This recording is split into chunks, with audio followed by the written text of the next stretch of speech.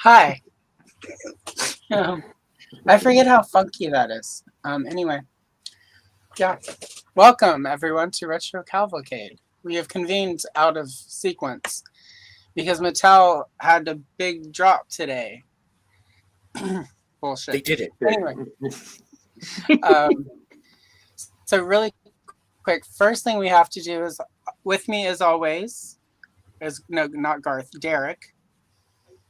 He's on the bottom, Hello. which is allegedly after in college for a little rough trade in the alley is not uncommon.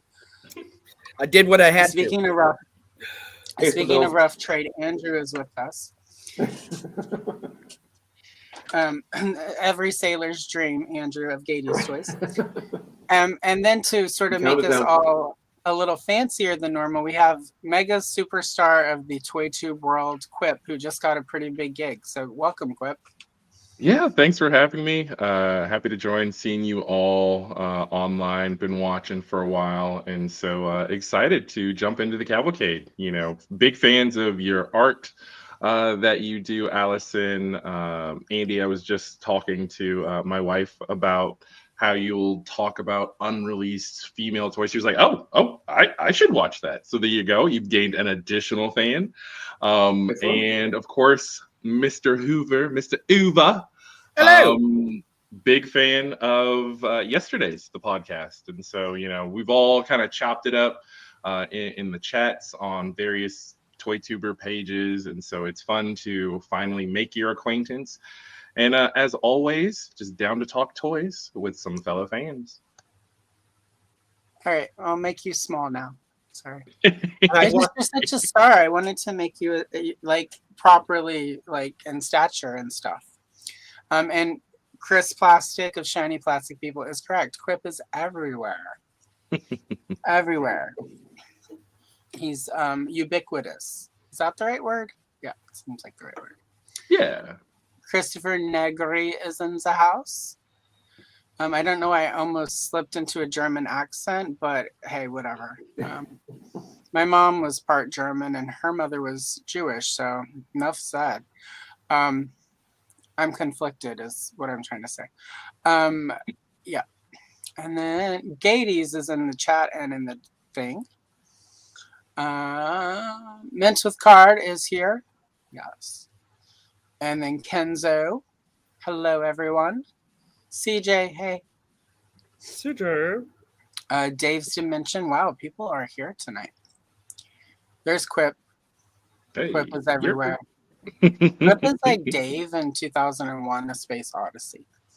Except not a murderous AI robot with the red eye that will kick us into space.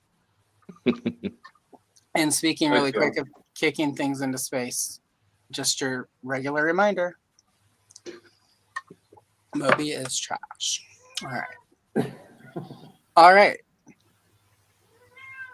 Hello, old school Colossus. Welcome. Nate. It's Italian, huh? There you go. I'm culturally unaware. I apologize. I'm sorry to all the Italians, especially because I'm from Louisiana and we took that Emerald person from you and he keeps putting tomatoes into Cajun dishes that don't need tomatoes. So if it's gumbo and you put tomatoes in it, you've just made spaghetti sauce. It's not gumbo anymore. Anyway, let's get started.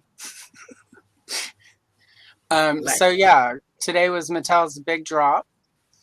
And She-Ra's 40th anniversary, which is allegedly a big deal to Mattel. So far, I've celebrated She-Ra's 40th more than Mattel has, not to be negative. But they did drop these lovely Uno cards, which I did buy because I'm a terrible person. So. Anyone else buy Uno?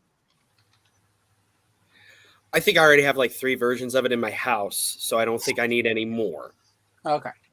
Or do I? Yeah, I'm kind of like triggered by Uno because it was one of those games we'd play at Christmas time with the family with like, Risk or Monopoly. And that's why my nose is broken because it's just so violence inducing for like Scottish Irish people that I'm like, I don't need this in my home anymore. I have a deck of Uno cards. I don't believe I need an additional one.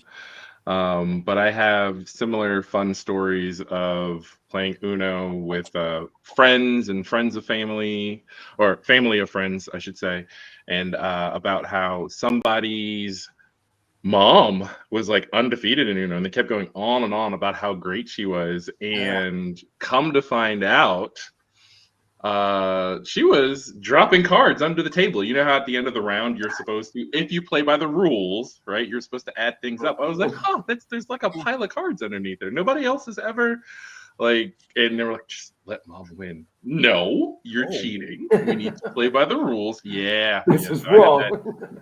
That was fun. I'm very much a stickler for reading the rules very often. If we're getting together with friends to play a game, I'm like, it's games are worth playing if you follow the rules, or if you establish house rules beforehand. I will respect those house rules. But what I don't appreciate is, say, like Andy, if you were winning hand after hand, and they go, okay, we need to change the rules so that Andy isn't beating us. Yep. No.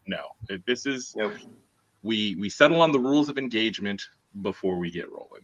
My favorite was when you would get like like draw 4 cards back to back, and then the reverse card, and then you would just like hit your poor cousin who's an idiot, and not like intellectually, like that would be ableist of me. I mean, just this is not a smart or good person. And then they end up with 30 cards in their hand, and then the game's over and they lose, and then they cry. Anyway. Yeah, I mean, the ethics of Uno aside, I mean, I do love that this is, again, like the 40th anniversary of Shia, yada, but they're going like, I was expecting a full Filmation rollout here, and it was kind of surprising to see they went for like mini comics art, and I was like, rad. They don't have to pay licensing on mini comics art. They own that outright. Sure. Yeah, I mean, like, I'm not even, I don't mean that in a shady way. Like, if I were a company and I were going to do a deck of Uno cards, I would try to use the one I had to pay the least amount of money for as well. But also, it's if you're doing a special deck to celebrate the 40th anniversary, maybe put a little extra money into it and pay the one you have to pay the royalty for. I don't know. Yeah. I bought them, though, so I'm part of the problem. It's okay. I mean, they're neat. Personally, for me, like my preferred Princess of Power is the Wave 1 mini comics. So it's technically I'm just complained about something that I would be salty as all get out if they had actually done Filmation instead of Mattel art. So, I'm just a typical toy tuber this week where I'm going to complain about stuff that I don't really. All good. Stroke your beard. I mean, I with Uno too, it's like, I mean, cool idea. It's paper, it's cheap, it's something you can sort of get out pretty easily. Coming off of the high of the Polly Pocket Addams Family, and then they announced that Office one just before Toy Fair. I'm kind of like, I wish that was here somewhere, like a little like Shira Polly Pocket. I'm just obsessed with her right now. This is the year for Polly Pocket, baby. Oh, that's a really good point. Yeah, I know. So the fun thing about these is it's, if you are a big She-Ra fan, right? You add these to the collection. Exactly. So it's why you purchase them. So it's another fun thing that honestly doesn't take up too much more space, but you can break it out. It's interactive. I don't know. Are you going to, now let me ask, are you going to keep it sealed? Did you buy 2? One to play with, one to rock, one to stock? I don't play games because I'm a sore loser at games. I will punch somebody. I'm not legally allowed to play Monopoly in 8 out of 10 states that I've been in. So, I like them though. I will probably do something ridiculous, like get them and then get some like glue and like do some arts and crafts so that they're. So at this point next year, whenever I'm on screen, like there will be a wall of glued Uno cards behind me. That's cool. That's something cool to do with them. Yeah. And then somebody will be like, those are worth a lot of money. I'm like, nobody's ever going to tell you that. So anyway, I apologize again, everyone. I'm super salty today. It happens. Let's talk about something that's less salty, this amazing Monster High doll. These look great. This is a line that I think is really, for a modern line, is just really tremendous from an engineering standpoint, a design standpoint, an art standpoint. This is it's awesome. I was thinking about it a lot today while I was in ye old FedEx truck. How this is like I'll throw this term around every once in a while, neo-nostalgic. Like this is something that really draws heavily from like marketing and what have you from the 80s, but it's like a newer aesthetic. And I think one of my favorite things about this is how it takes what was typically a boy-related marketing aesthetic, gross out monster kind of stuff, but femmes it a little, makes it cool, makes it trendy, makes it fashion forward, I guess you would say, or what the kids would say rather. I don't know. I'm an old, but I think these are great. I wish we had a daughter. Instead, we got a dumb boy. Well, yeah. Hey now, I'm kidding. You know I love that kid. You also, we also know though if you're wait, we can say his name. Yeah, he was on this. Yeah, he's been on the show. Yeah, I'm sorry. I was having that moment, like trying to remember Started last whether or not time. we're doxing Henry this week or not. But also, if Henry were to see Monster High and say he wanted one, you would get Henry a Monster High. Oh yeah, like, absolutely. Yeah. So Like he used to watch Vampirina all the time. When he was like, now he feels like it's a baby show. But like if he saw these and he's like, oh, Vampire Girl, what's this about? And he wanted one. Hell yeah, I'm gonna grab it. And I think Christopher, this is sort of my whole thing with Monster High. I think I was probably a little too old. I was in my 20s when they hit. I've always appreciated the vibe. I also like the fandom. Like I'm not deep into the fandom, obviously, because I don't buy these. But anytime I've interacted with Monster High fandoms, they don't tend to. Again, it could just be like, be nice, the outsider is here. Don't let them know that the punch and pie is spiked. And then once you go Monster High, you never escape. But what I like is they don't seem overly toxic. Like it doesn't seem like anytime I've shown up in one of their spaces to ask them questions about stuff, they're really friendly. They're really they really love their toys. And it makes me wish I was into these more because I miss that a lot in fandoms. I think all four of us. Wait, yeah, there's 5 because the presentation has not become sentient yet. But I think of the 4 of us, we can all sort of relate to the idea that like some of the fandoms have a really toxic wing of them. And I'm sure there's somebody in Monster High who's like, Frankenstein girl's not green enough. What is this? But at the same time, I like overall that they seem to really just love and be really supportive. And when they don't like something, it doesn't feel like doom. So. Yeah, the fandom, like, it's such a huge blind spot for me. But I mean, I know I did collect those Integrity gem dolls when they first came out. Like, I got a few of those that were very nice, very expensive, way too nice for me. Like, I ended up selling them just because they're, like, too fancy. This is a good point by Christopher. I think a lot of the like made to move Barbie, a lot of the posability we see with Barbie now is sort of a side effect of Monster High having a lot of posability from the get-go, and that's sort of having to filter in. Because even though Monster High is technically was initially a feeder brand to help Mattel and Barbie take up more shelf space, it really took on its own thing. And I think a lot of it's sort of filtered over. I should ask Garrett Sander to come on sometime in color with me from his his Gravestone Guardians coloring book that I have. And then I'll ask him about Monster High. Do it. Yeah. So I do think it's funny. So I wanted to comment on a couple of things. One, I did almost open with, why am I on camera right now? Derek, how am I in there? Just as a shout out to the little guy. And then also so wanted to touch base on did you call it neo-nostalgia? Neo-nostalgic. It's this because this is from pretentious ass word I came up with, which is almost 20 years ago. Hey, technically the first Monster High dolls technically are now considered vintage. Yeah. Oh God, yeah. So I think we're just old. We're getting older. Oh man. Yeah. We are closer to 2050 than we were to. No wait, what was I'm too old to get it right. So. Stop. Anyway. Just stop. I'm gonna But throw up in my mouth. as you mentioned, I mean, I think my niece and her, like a bunch of her friends, this past Halloween, she's in high school now. I want to say she's in second. Yeah, she's a sophomore in high school. Is she a sophomore or is she a junior? Whoop.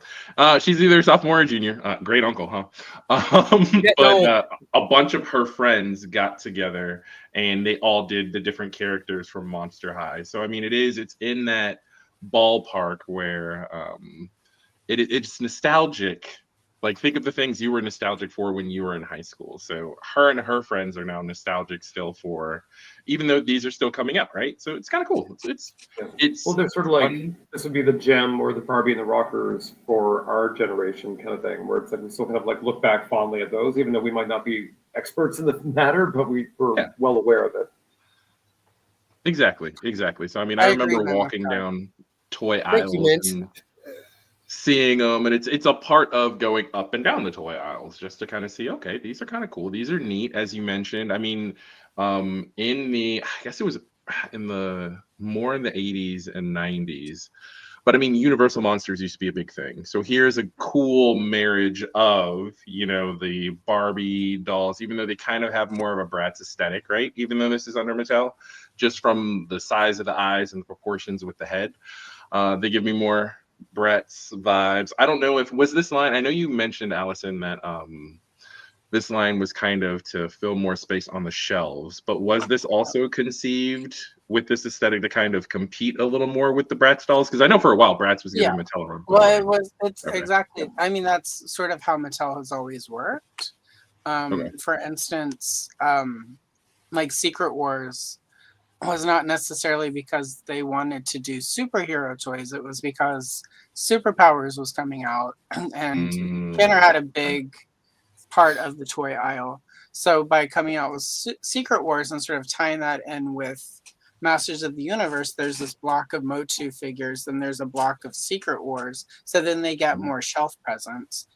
Okay. Even She-Ra was part of the reason the girls department took She-Ra over was so that she could be a feeder brand for Barbie. Like, she had a demographic they weren't getting, because at that point there were, like Tila was action oriented, and little girls were going to the boys aisle to get Tila action figures. And Mattel in the late 70s, whenever Wonder Woman was big, Amigo was selling all these superhero dolls through the 8-inch line and through 12-inch Wonder Woman. Like, all of a sudden they did Warrior Goddesses,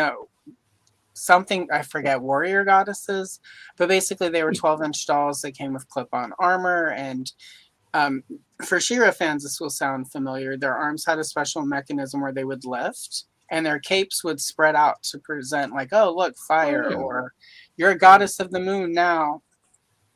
So Mattel just has a Gem and the Holograms, Barbie and the Rockers. When Kenner did Glamour Gal, suddenly Mattel did Dazzle.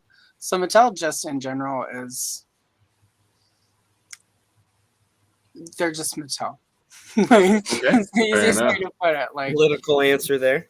They've got a huge corner on the market, especially in the pink aisle, and they are not, and they certainly weren't going to let the boys department, get a bunch of toys over in their aisle. So, well, especially at that time too. To a degree, Monster High was like, let's compete with Bratz, but there was a pushback to Bratz because of the body portions and the face, the look of them. Which, we won't get political with it, but really when you look at it, there was very much a racist element to the pushback to the Bratz dolls, in my humble opinion. And some of the studies I've read also talk about this component. By doing them as monsters, it's a lot easier to get away with that aesthetic without it being as challenging to a certain demographic. So, yeah. Okay. If I can find the documentary I watched on it, I'll send it to all of you. So, yeah, I'd be interested in seeing it. Okay. And I think it's mentioned in one of the books I have. So, okay, at some point I will broaden my horizons in the videos I make. So anyway, that's a lot of time we spent on Monster High. Hooray! Always something different here at the Retro Cavalcade Rural Juror. Next, I also wanted to talk about these sort of because, again, here we are but I do Barbie content, so I really like this idea. I heard somebody like $100 is too much, but a made-to-move Barbie in general is $20 to $25. Yeah. As well as all their Barbie looks. So like this is about $75 in doll. If the hair was rooted, if they came with one outfit, the swappability, the new head design, the extra posability these have, like $100 feels appropriate. Yeah, And I I mean, There's a really lot like going on with these. Yeah. and like selfie surveys done right, where you can sort of build your own ideal doll, be it yourself or your dream Barbie kind of thing. Yeah. But I mean, there's so many options here, and so many body types and hair and everything. yeah, like all Just you really- get all three of these These are dolls. customizable. Like Yeah, these. all of these bodies. Yeah. You get the three bodies. The Okay, heads so you get are all three. completely removable. All Wow. three faces are different sculpt with a different face paint. Okay. And those are wigs. So the hair comes off of each of those dolls, and then you Yeah. can switch the hair Okay. around. And in theory, if you were to, there were, I believe, 3 different sets. Mhm. I only was able to get good pictures of 2 of them. There's the Caucasians, Destiny's Child, because that's quite honestly, like, I don't care what Mattel says. If you look at this second set of women, this is very Destiny's Child coded. It looks like them circa 2010 with a little bit more modern costume. The other set was much more darker skinned, but Okay. they all have different, all 6 of them had different faces. Mm. So if you were to spend $300 and get all 9 dolls, the mix and match of them is just like you can make 9 dolls that were exactly to your specifications. Yeah. And these fit regular Barbie clothes. I mean, some of the ones with nicer, wider hips, obviously, may not fit vintage Barbie's clothes. But yeah, $300 would be a lot to drop for 9 dolls all at once. But if you were to pick these up over time, depending on like your finances or whatever, you could have 9 really amazing dolls like that are just Ooh. yours. And also, I mean, the box they came in looked incredible. It was sort of like 3-tier fold-out, glossy black, Yep. tomb kind of thing. I was like, this is deluxe. Like, this is nice. This is not for the. Yeah. This is, I mean, very much a Mattel Creations kind of thing, where it's like this is for the adult collectors, for the proper Barbie collectors. But like, And I will say, old school Colossus, that is a very valid point. But I think with this sort of, this is a completely new format, really, for Mattel and for Barbie. I think you have to get the hardcore collectors who are willing to drop $100 for $3 all at once. Yeah. But, and then I'll quickly switch to Lee.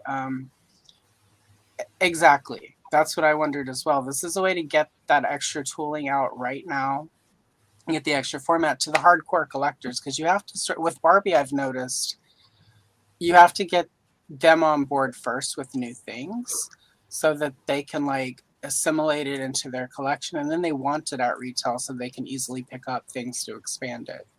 Yeah. So I love the idea. If I ever get everything set up, I'm going to be releasing a doll soap opera. So for my purposes, these are perfect. And it will make voiceovers with the role of Tanisha will now be played by much more hilarious when I just switch the wig or whatever. But I feel like if they get these to retail though, just a single doll for $25 with all of this, and then you can buy a wig pack and you can buy a head pack and just buy different heads. I think we all have concerns about things like tariffs and taxes and whatnot that are coming down the line for toy collectors, and for parents who want to give their kids presents. I feel like this sort of motif, like you drop $25-$30 for a doll that has a removable head, a wig, and then you can buy packs that are far more affordable. And then Mhm. in a year or two, technically your kid may only have $3, but with all the swappability, like the imagination is the Yeah. kid's limit. So That's the Exactly. thing. You're getting a lot of playability with these.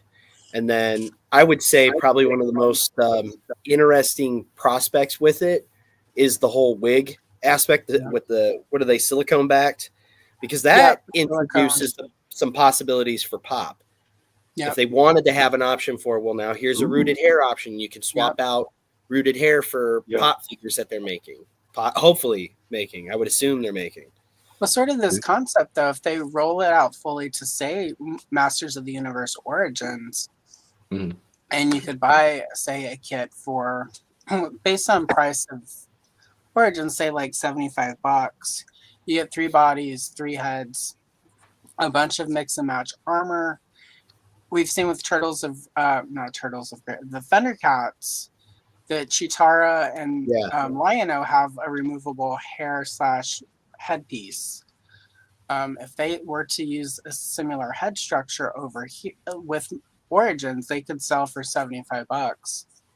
For those of us who spend that kind of money toys, especially for those of us who customize, people who want to customize but can't easily, something like this and the Masters of the Universe side of things like opens a lot of doors. So, Now that you mention that too, I mean, Mattel really has, as far as pop and swap for amateur collectors, right? So you mentioned Motu Origins. Of course, there's even interplayability between Origins and Masterverse, but they've also introduced in their wrestling toy line the Superstars, I believe, which is it's similar. It's not 100%. It's it more calls back to the Remco style wrestlers, but it's similar to the Origins. And I think there are actually a couple that are interchangeable with Origins because they did the Masters of the WWE universe, right?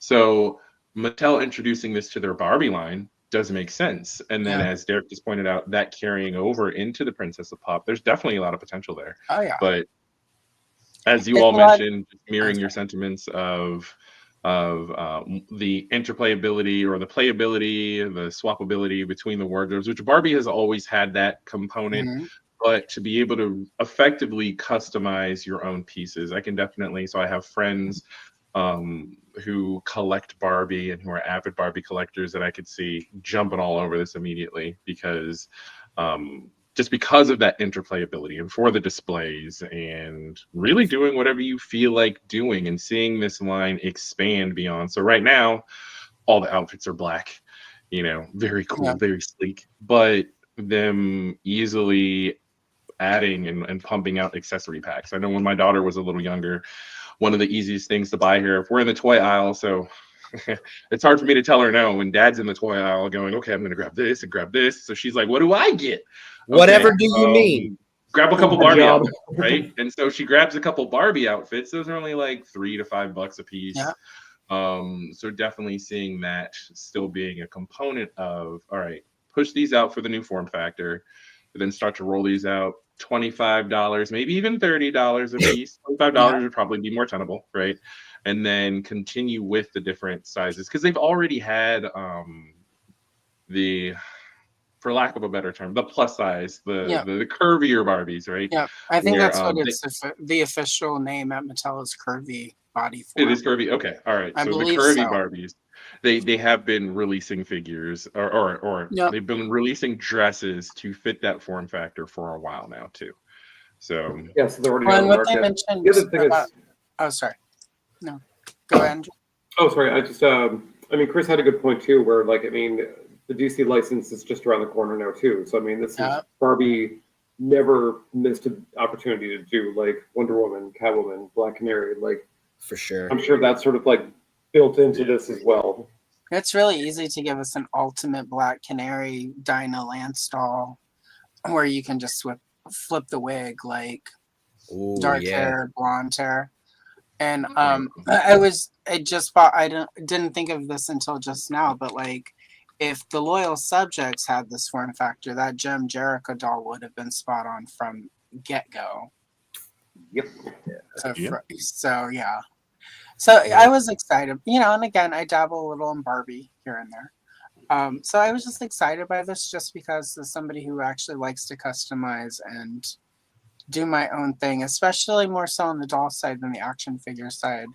I really thought this is really, really cool idea. And also surprised it's taken this long, but also really excited for the options for other toy lines if this is successful. And I can't see that it wouldn't be.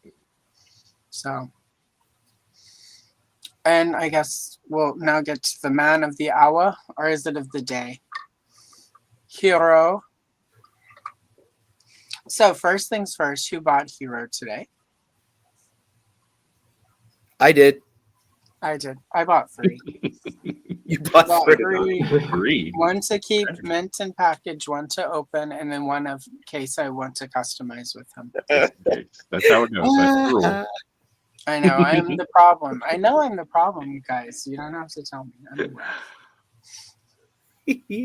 So it's official. So 2 of you are card-carrying members of Club Grayskull. Okay. I am, yeah. I joined it as soon as it. I don't want to brag. No, not as soon. I waited 24 hours to pretend like I wasn't. Like, I'm going to think about. No, I knew from the get-go I was going to do it. It was just literally like, if they had launched it the same day they launched Hero, I would have done it right away and bought Hero. But because they were like, it won't be until the 6th, I'm like, I've got a few days. And then I waited 24 hours. Somebody was on. I just wanted to point out, Sorry. the subscription costs like $500 in Canada. So, enjoy your exclusivity riches. And this is an excellent point by Lee's Customs, who is responsible for many custom things in my collection. Thank you, Lee. You're amazing. Marlena, I've got a bunch of heads I've bought from him through eBay. But usually they limit you to 3 figures, right? There was no limit in the past, Hero, yeah. So I'm interested to see. Okay. So, Andrew, you were saying that... like. I'm sorry. Oh, sorry. Andrew, you were saying that in Canada the actual cost is significantly higher? I hadn't heard that yet. Well, that's more the exchange rate is just kind of garbage right now. It's probably like $15 to $20. It's actually not that bad. Okay. Okay. But the other problem too is that like there's the shipping lately has been bonkers, and so there's sort of like a general kind of vibe in Canada. Just like there is the obvious reasons we're buying Canadian more so now, but also just by necessity. Yeah. Okay. I mean, if it needs to happen, we'll figure out. Somebody will buy one, and we'll have them meet. Go to Vancouver. We'll just slingshot it over the border and meet at the border and exchange. I'll get you some coffee crisp, and we'll make the exchange. Exactly. Yes. You know how to buy me. Just get some poutine across for us poor Americans. I am a whore for those coffee crisps. Oh God, they're always in my house. I go to Costco and get like the big box. Oh, they're so good. Oh, that and ketchup chips and all dressed chips. Ah, man. Yeah. We had our neighbors across the street who we were kind of watching their house for them and bringing in packages. They went to Canada for a vacation, and then they came back. They had these little like maple leaf cookies that were I've never had them before. They were phenomenal. The frosting is unbelievable. Yeah. Every once in a while, they'll show up at Aldi around here. Oh. Oh. Yeah, I'm surprised about that as well. It does. I mean, I'm like not far from Buffalo, and like it's not difficult for me to go and buy I know, right? I've been there once, but like I could just get a UPS PO box very easily and just ship everything there, and then just drive down and pick it up. And people do that. It's not like a huge issue. And it's much cheaper that way too, because you're not going across the border. You're kind of pretending you're just like going across the border to go do some shopping, and fail to tell the border guards. But like it's very conceivable. It's just that like considering I feel like I buy more vintage stuff via mail more than anything. So like for me to actually get like a new toy, today I just got like, she just came today. Where is she? This is like a 20-year-old figure at this point. So like, love her. very dangerous that I got here because now I'm like, I need some more. I don't know where they'd go, but I need some more. Right. But I mean, yeah, it's really rare for me to get new toys, and if I do, it's like a big bad toy store pile of loot, and I'll talk to friends and like, do you want anything while I'm sending Right. them? So we all kind of like, split the shipping. So Makes there's sense. ways around it for sure. Yeah. Okay. Exactly. We're going to get to that shortly, Christopher. Christopher has Yes. talked to me enough to know where this is all going. Yeah. Anyway, so really quick. So yeah, I bought them. Again, I'm part of the. I'm okay with being part of that problem. If it's buying toys good and being problem. happy, like it's a problem I'm happy to be a part of. So this is the mini comic cover. It's got Eldor, which makes sense. You need the old white guy with the beard toy. Kids love that. Oh yeah. This line is for adult collectors though, so it's good. But also teased is the Great Black Wizard. Mm. And I'm going to try to remember my lore correctly. If I get anything wrong, feel free to correct me in chat. Originally, he was briefly mentioned in one of the German audio dramas, but wasn't actually a part of it. It was kind of like a throwaway line.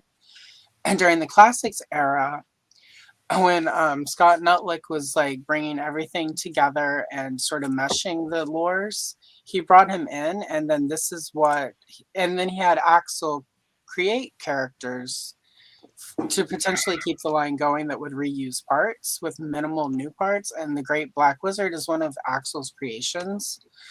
And part of why I wanted to bring him back is is to break down like the parts of him because you know your girl. So anyway, he's got blast attack parts, some devil feet. I didn't make this graphic big enough for us to read what Axel wrote because he breaks it down. But if you Google Axel Motu Classics Great Black Wizard, you can find this page of his art yourself. But basically, blast attack is in here. So definitely we'll probably get him a new head sculpt, some new armor, and the cape is reuse. So anyway, like there's a pretty good chance, and they mentioned today we would be getting more Powers of Grayskull, 2 more this year. So Eldor and this guy are pretty good candidates. It feels like you're going to give us the big hero of the era. You should probably give us a big villain. Because I have Retro Condom a little bit so that he's sort of like the Skeletor to Heroes He-Man.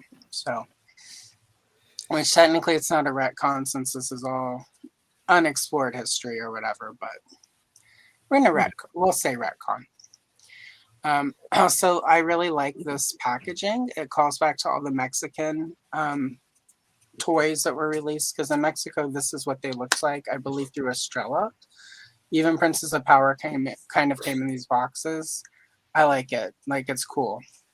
I dig it. I'm hoping that they're really sturdy to survive shipping, right? Especially if you had to join a whole club to get these. Yeah. But the Masterverse boxes are pretty. It's a big Masterverse deal. boxes are similar, and they're usually pretty sturdy, right? They'll survive. So. Yeah, and Mattel Creations tends to send in like this box, like in a cardboard box and Box a and box. box. Yeah. Box, yeah. A box and a Right. box and a box. It's like a Russian doll, but cardboard. Yes. And not a doll. It's an action figure, people. So I like, but I also like that they're paying homage to the original card art that they would have used in the 80s. It's just overall, this is very visually pleasing to me. I think for all of the critiques that are valid of Mattel, I think sometimes when they nail a look, when they nail a thing, like this is one of them. This is pretty good present. This is a good first launch for your first exclusive figure for Club Grayskull, in my humble opinion. He's a good looking Also, boy. I've heard too many people like really bitch about the back metal. Like it's not full Super 7 Silverhawks, but it's definitely shiny. This is some sort of vac metal, like it's a vac metal treatment. So, And it's fine. It's fine. Yes, I don't know if this is that's great. photography. Like it could 100% be like that Super 7 figure I have of this toy that's in a box somewhere. Yeah. With Well, I mean, like Jitsu's hand is vac metal. Yeah. But Fisto's fist is more of a matte kind of brushed look. Yeah, but people You know- always complain about that. But Fisto didn't have a Vac Metal hand vintage. Yeah, It was no, that his marble- original fist was just like sparkle It was paint. marbleized. Everyone was like, "It should be Vac Metal." Blah blah blah. It was Vac Metal when we were kids. No, it wasn't. Wrong. Carl. Stop Wrong. lying, Yeah, Carl. definitely. Remember berries sometimes Yeah, can it's go a bad. Mandela Right? effect. Member, You misremember. So anyway, member, quip, member. Fucking I hard, member. Pepperidge Farm remembers, but Carl doesn't. He thinks Fisto had a Vac Metal fist. Whatever. Wrong. Well, So let's talk about the back of this card really quick because we've got way up in the corner Shirella. Who's over here? Yes. Yeah. Shirella uses the human half of Lady Slither, which we could still get a Battleground Tila with. And speaking of Battleground Tila, Shirella would use the same head sculpt with brown hair. Gimme. The new female upper torso that they've been using in Cartoon Collection, 100% that top with like a furry plastic bra. And then some typical arms. Axel called for them to obviously here to be bare lower arms, but I think they would probably just use the bracers. Or maybe not, who knows. And then this bull guy with 4 arms seems to be using quite a bit of the Turtles of Grayskull Ram Man armor, and looks like 2 of the arms are his, and so I feel like we might see this guy at some point. So anyway. Also, I mean, if they made that guy with 4 arms, there's the other one from New Adventures of He-Man. I forget his name, but likewise, he's got like 4 arms. Maybe his name's 4 Arm. Yeah. Again, there's like always like pushing forward. Like, if we do the sculpts, what's the next one we can do? Yeah. And I don't know. It's really cool. I like new characters as well as old ones. So hopefully we get some cool ones. Quick Google search, Andrew. Are you talking about Sagittar? Yes. Yeah. Okay, there you go. Yeah, Sagittar. So yeah, again, that would some new adventures. And plus, like there were often Mark Taylor and oh gosh, what's the other guy's name? Oh gosh, I can't believe I'm blanking. I was just talking about him with Adam from Battle Ram. Anyway, one of the other artists often would design centaurs and people with multiple arms that never got made for tooling reasons. So fingers crossed we finally get one. Procressus is a giant, which hopefully we get some giant characters. Yeah, Sagittar kind of started out Modulok, but then when he ended up in New Adventures, he was a little bit more like 30-30, where people could ride him. Yeah, the Rhino Centaur guy, that's a different one. Again, there are all these centaurs and rhinos and that we never got that we need. Make it happen, Mattel. And again, they did say they were planning on 2 Powers of Grayskull figures, so and Hurricane Hordak this year. That's a lot of some whipped cream there, some quip. Anyway, quip. I think Eldor is probably a given just because Super 7 did Eldor, and we all know Mattel wants to redo everyone every other company did so they can secure and lock down their trademarks. And they have a fully sculpted and tooled Keklar somewhere. So I would assume that at some point we will get an old white man with a beard and a cone hat, which is what all the kids want. Standard wizard, right? You need that wizard for your Motu universe. Yeah. The Obi-Wan. Wizard is must. Oh, Geody. Oh, Geody. Right? Oh, Derek. I was cracking up. Oh, Geody. You must journey through the small intestine, Krista, and find the katata fish. Yeah, I think Hurricane Hordak, though, will just be Mattel Creations. I don't think he's going to require membership. So, oh, thank you, Black Phoenix Chuvar. So that means they reused the name for Too Bad's other half. So that makes sense. Okay. That's what I was thinking. I had a pause for a moment. I was like, I thought there was already a different 2R, but yeah, they reuse those names. Exactly. Recycle them copyrights. Exactly. All right. All right. Very good. All right. So to make sure we weren't missing anything, because yeah. I put on the thumbnail has been updated, but for everyone watching this who is lured in by the thumbnail, these were the 3 characters on them. We did not see any of these characters at the reveals today officially. Yeah. But they're at Toy Fair. They're all cool. I want them all. I want the Terracloth Skeletor so I can take them apart and use them for customs. The thing is, the showing at Toy Fair wasn't great. And the reason everyone sort of gave it a pass is because they're like, well, this Thursday's coming, so therefore we're holding everything back for this. And like that wasn't true either. And granted, I mean, it's barely March. I mean, there's a whole year of stuff to come. Yeah. I mean, Yeah. There's a lot of hype for a lot of nothing. They usually do their big drop in March, and then when I was feeling salty after it ended with just like buying Uno cards and Hero.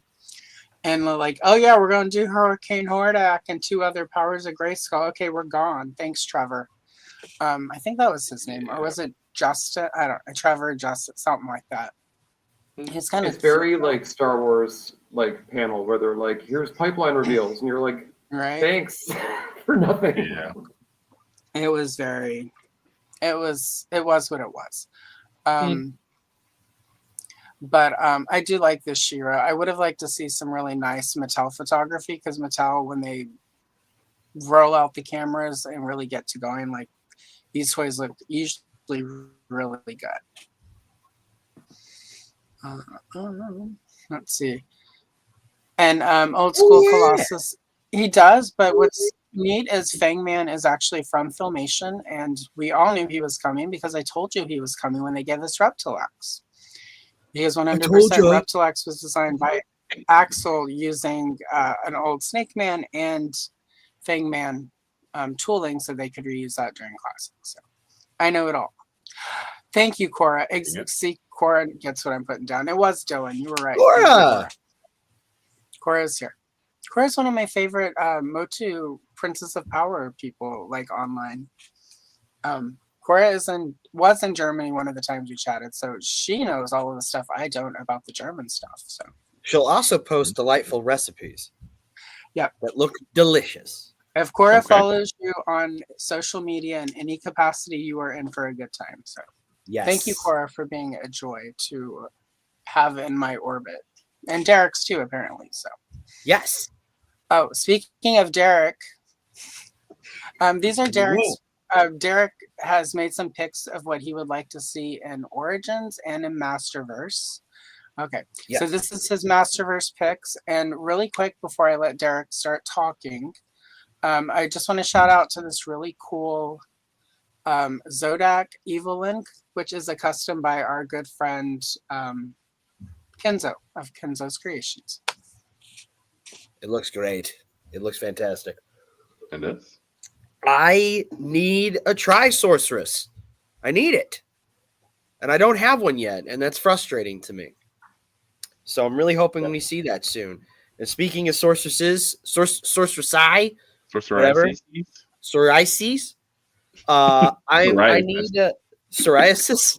I need that season 1 Preternia Bizarro old world language sorceress. I need that. Her name is Kundar. Kundar. Okay. Okay. We've gotten pretty much every representation of Evil Lyn so far, except for Zodak Core Evil Lyn. So I'd like Redemption Arc Evil Lyn. It speaks to me. If you know, you know. And King He-Man. It's a good look. I really need that. We don't talk about Evil Derek. See, and really quick, Cora just corrected me. So he did. See, this is why Cora is amazing. Cora knows I was wrong. So thank you, Cora. And did it without doing a well, actually. See, it can be done, gentlemen. Because she has a little thing called class. Called class. So who is this all the way to the left? Because I haven't seen the Netflix series yet. Oh, you simply must. Oh, yeah. Spoilers. It's okay. It's okay. That is a they call her the Tri-Sorceress, Tila. That is the Tri-Sorceress. Okay, that's super very cool. quick elevator pitch. She of course becomes the sorceress at the end of season 1. She has the Zor staff. And then she goes on a quest to find the other staffs. So get the Havoc staff, get the staff of Ka, and those all combine, and she becomes the Tri-Sorceress, and it heavily draws from a Central Tower from Eternia lion aesthetic. And at the same time, He-Man hits his final form, if you will, because the sword changes. That's in season 2. Gwildor reforges the sword, and it merges science and magic. The sword's able to absorb magic, and he becomes that hunk of man right there. Okay. And they both have like fabulous hair extensions, like just full Dark Phoenix hair extensions. Fabulous hair extensions were revealed to me the day I walked into my local sports clips and said, install this for $500. by the power of Visa, I need hair extensions. Yeah, it's not a mullet and Eternia. It's just a fun time. It's just damn good looking is what it is. Yeah. I could see that Tri-Sorceress, like that armor. I wonder if they'll take a stab at that with the Motu Thundercats crossover too. It would definitely fit into that aesthetic. I mean, I know you want a clean Masterverse version, but and the He-Man I'll take both. I'll take both. An element of that. Yeah. Like they're already playing with that with the Motu characters from that line, with their all cat iconography sort of thing. So this would be great. Different scale. It'd be like Origin scale-ish, but like still. Yeah. This is just a great Tila. This is sort of like, the two of them. This is their kind of like horny married couple final form. Like, this is it, kids. This is the final. It's Moon Power makeup, tuxedo mask, and Sailor Moon. Let's do it. Completely. Okay. I think if you haven't watched them, Quip, I think you would enjoy them, especially now that a lot of the negativity around them online has died out. Yeah. I rewatched them a few weeks ago, and it was much different experience without having to go online and be constantly assaulted by like your feed being like, "Oh my God, it's the worst thing. They've ruined it." Clown fart TV. Yeah, I remember a lot of people were upset with Kevin Smith. You lied to us. So I mean, a couple things, I won't say spoiled, but I've details I've slowly picked up from seeing different things or different parts of conversations. But I'm interested in watching it, and I do need to sit down and just go ahead and watch it all the way through. At the time, though, I mean, I wasn't being negative about it, but the hashtag not my Netflix Motu, because I liked the other one that was more for the kids. Like I watched that with my daughter, and we collected like all those toys. Okay. So I was more into that, and then picking and choosing. There's only so many shows you can watch, right? That's why it was that at the time, and then I just haven't gone back to it, but I really should, and so I will take the recommendations and check it out.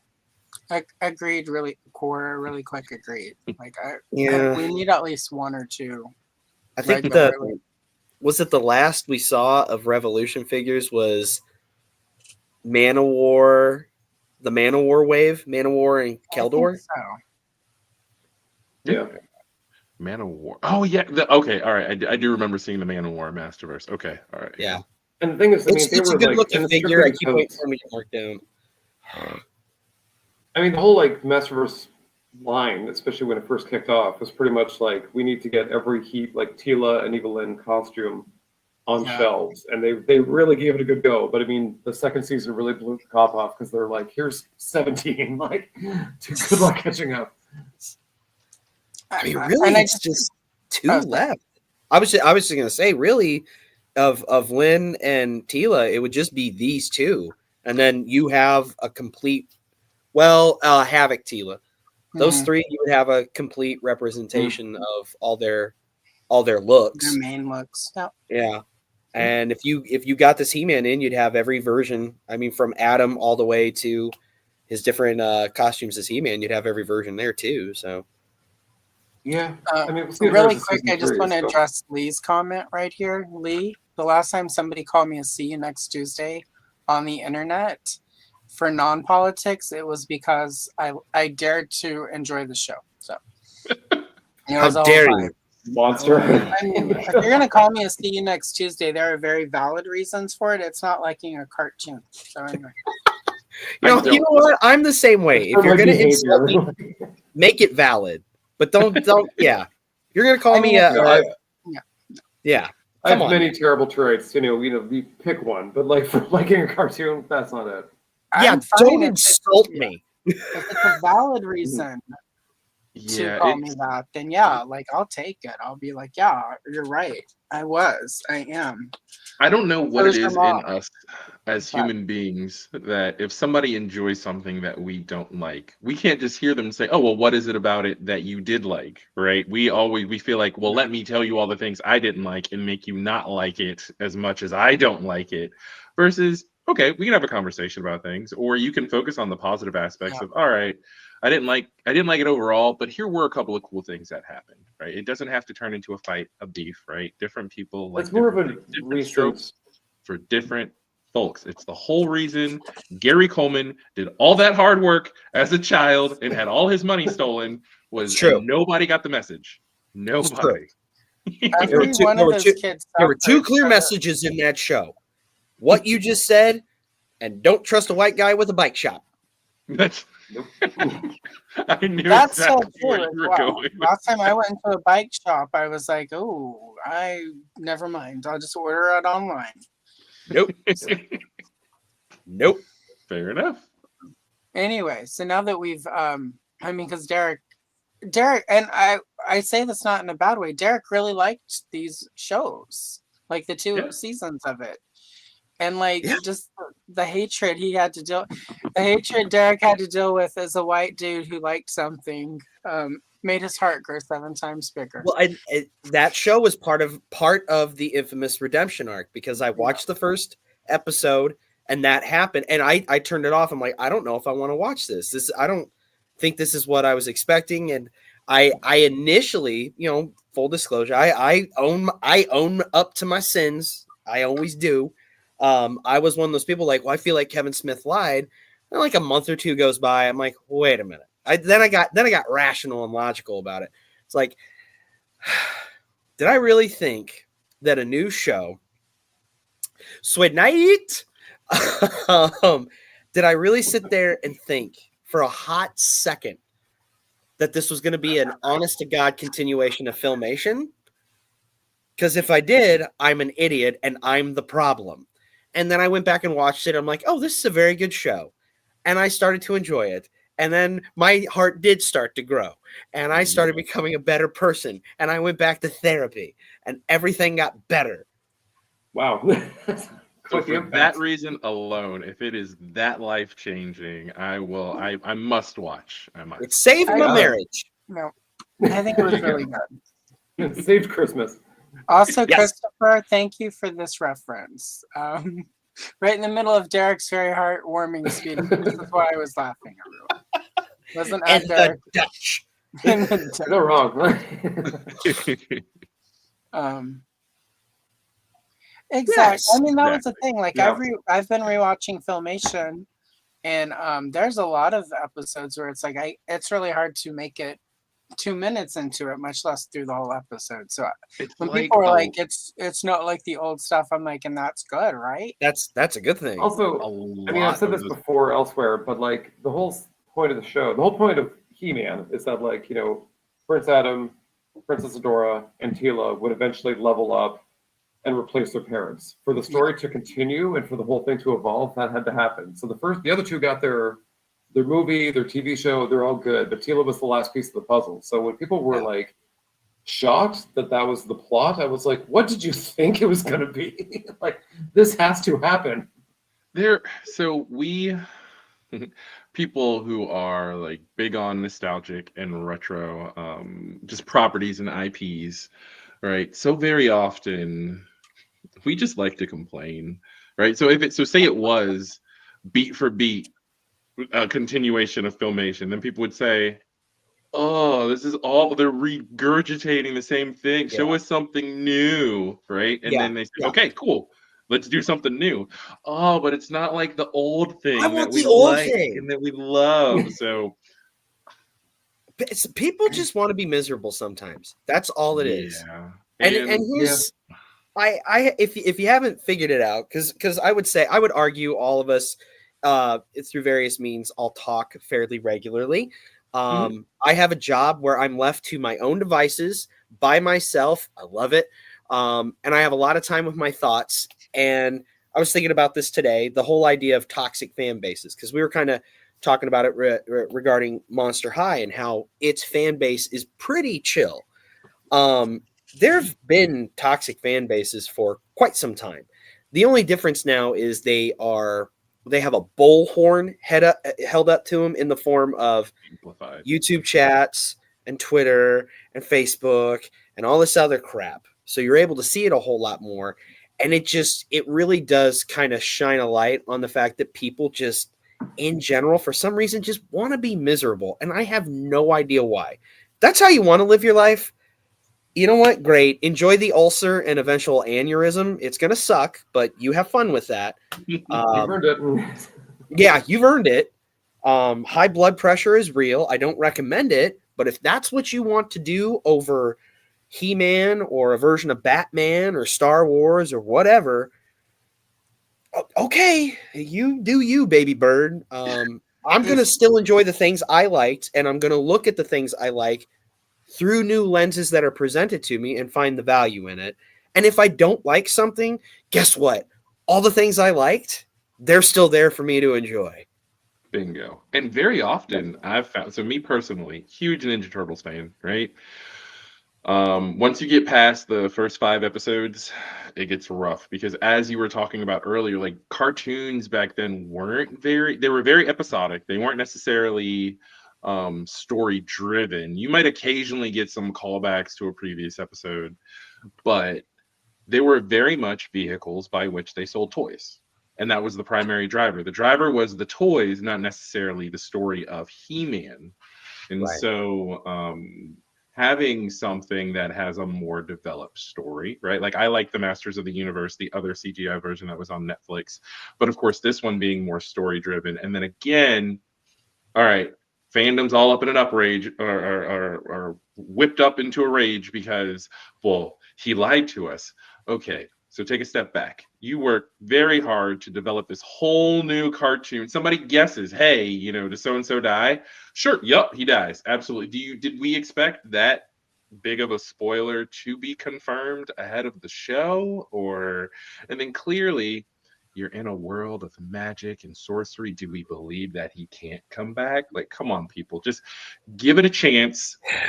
Toxic fandoms are the reason we didn't get Darth Jar Jar, right? And I'm still upset about that because Jar Jar was supposed to be the key, and then they just pushed him aside because of toxic fandoms. So. Yeah, that was a whole ass thing, wasn't it? The other thing too is, like, if you don't like something, you don't have to watch it. And there's no one's putting a gun to your head. So, like, recently, there was a Ninja Turtles movie last year, which I loved. It's very like Into the Spider-Verse, but Ninja Turtles. Exactly. They had a Netflix show that just came out, I want to say last weekend or the weekend before, and I gave it a shot, and it's like, I see where they're going. It's not bad, but it's not for me. And I watched 2 episodes. I'm like, I gave it a shot, but this is just not the one for me. But that said, there's like a half a dozen other Teenage Mutant Ninja Turtle movies, cartoons. There's other things you can, if you want that fixed, there's plenty out there. So.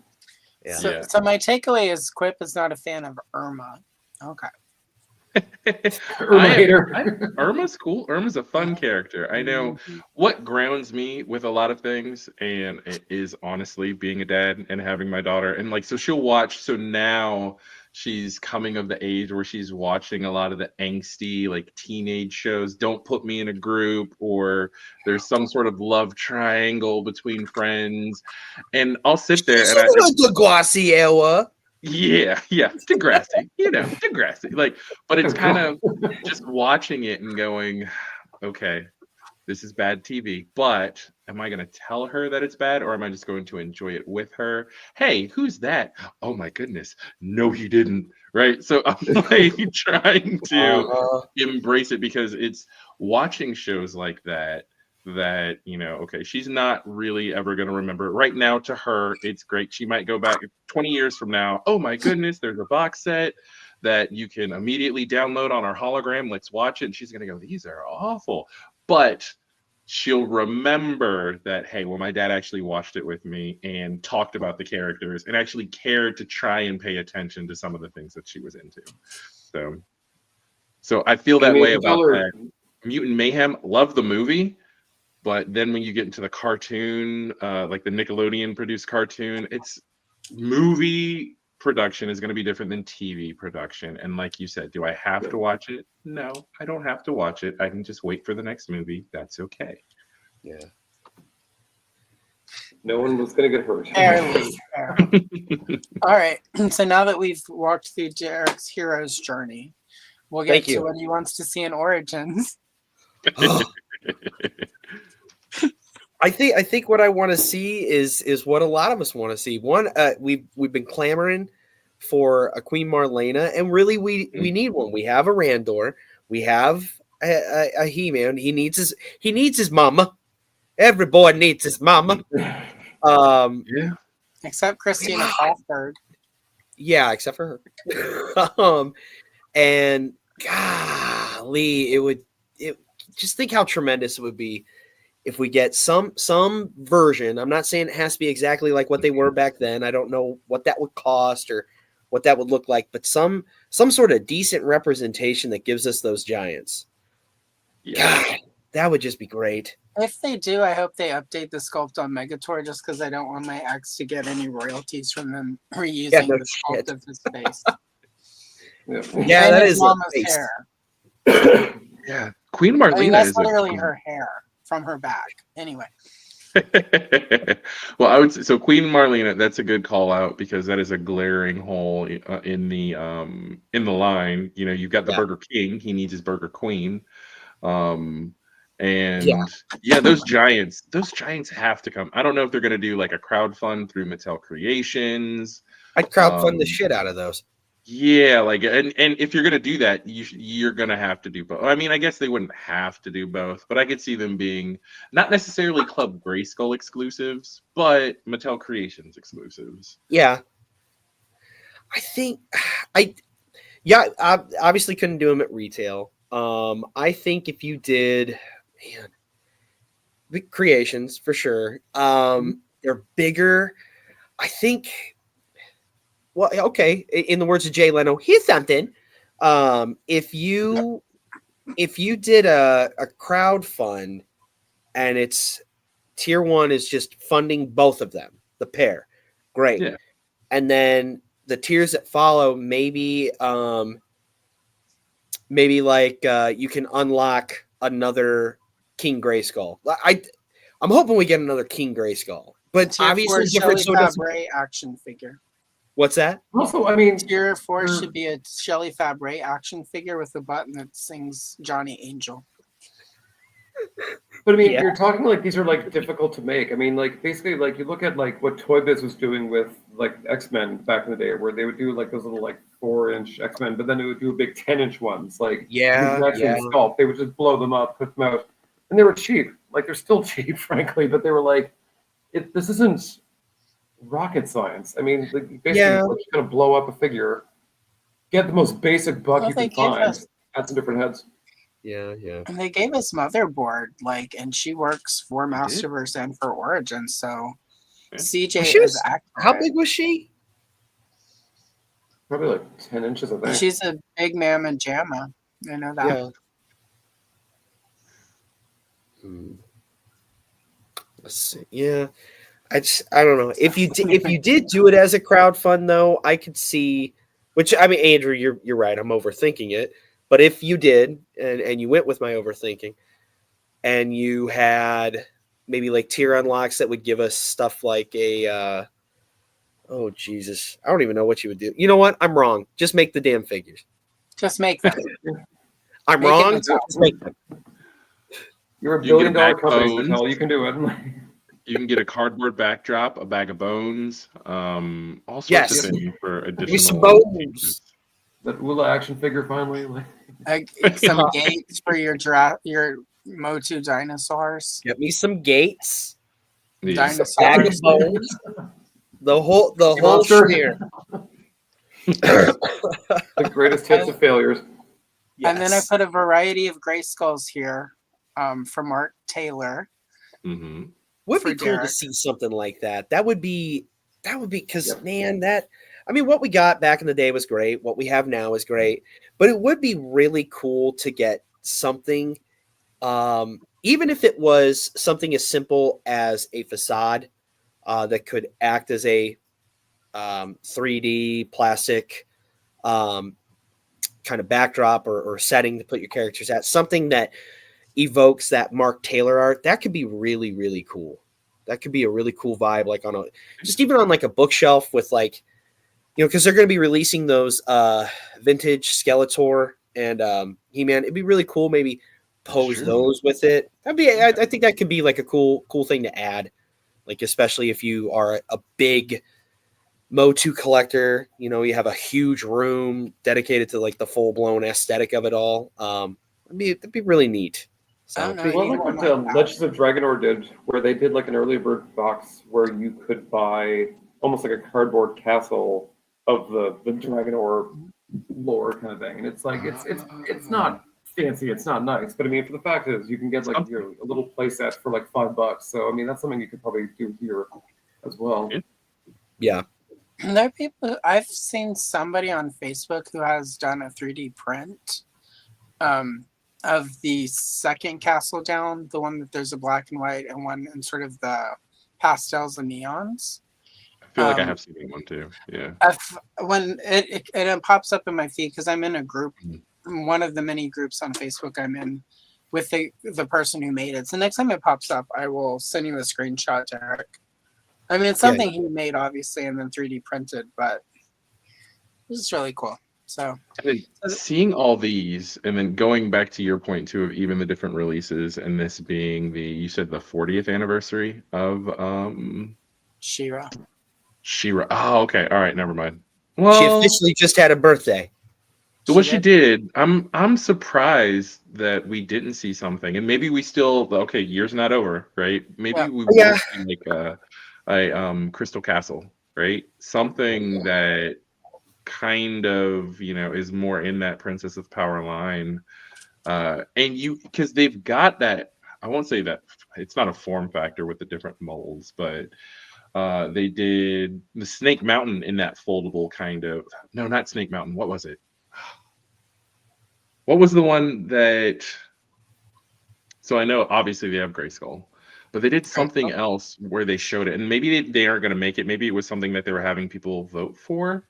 No. Layer? So it was the snake layer. Okay, all right. It was the snake layer that they decided to make. Yeah, and it was about like a year ago they actually had the prototype. Render. Yeah. Okay. Yeah. So I mean, they're doing that. It's something that's coming. So why not? Right. How hard is it to do a Crystal Castle at this point, right? Yeah. I was surprised we didn't get any kind of update on that, by the way. Well, I mean, we didn't get much of anything today other than Uno cards and 3 heroes. But they usually do their big drop in May. I'm sorry, in March. Yeah. And I went back and looked, and in past years, it's always been like the 21st-ish. So I think we're just a little early. Okay. Because this happened to us last year as well on the 6th. I went back into my phone notes where I rant about things with no filter. God help you all if you ever find it. What you're saying is destroy the phone when you die.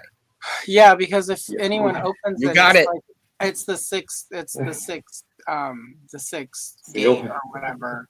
Like there's that movie with it's a sixth seal. If you unlock my phone and read all of that, and then there's only one seal after that, and it was a Demi Moore or Mimi Rogers. Why not both? Hell yeah. Mine is behind me. You can't see it behind all the strawberry shortcake in the Annie Mansion box right now, but this time next month, fingers crossed, my office studio will be set up and we'll do a proper tour. Yay. Oh, yeah. 3-hour tour.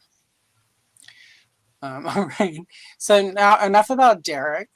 Yes, enough of me. I'm sick of myself. Andrew had some picks for who he would like to see in the origin scale.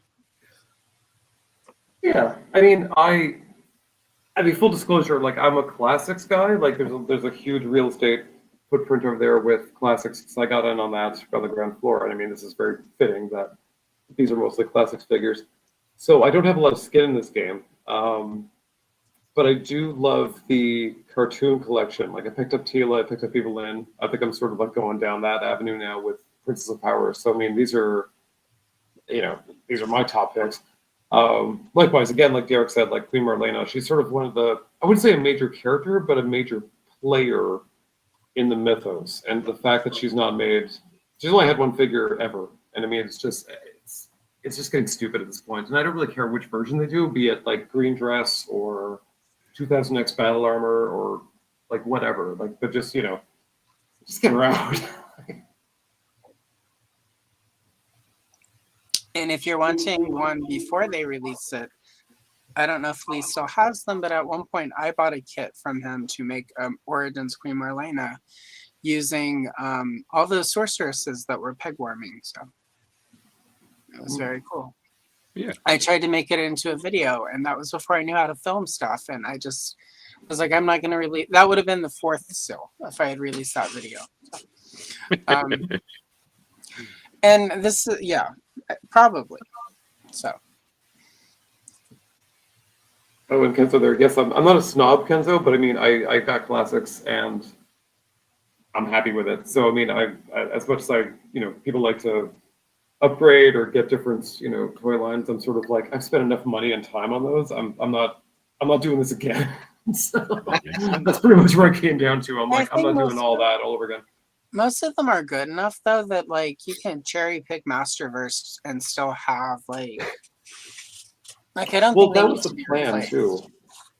Like when Masterverse was announced, I kind of thought that they would do characters that they never got to in classics. So I was waiting for Lady Slitherer, and then of Masterverse, the only one that I've gotten is Sunman, who I didn't even know I wanted until I saw him. But I mean, like, there's not a lot of new characters in Masterverse. They're really kind of going into like New Eternia or that kind of thing currently. So or the cartoons. So like, I'm not really seeing much of the never been done variety. I like Lee's comment. Time to start Motu 5th time.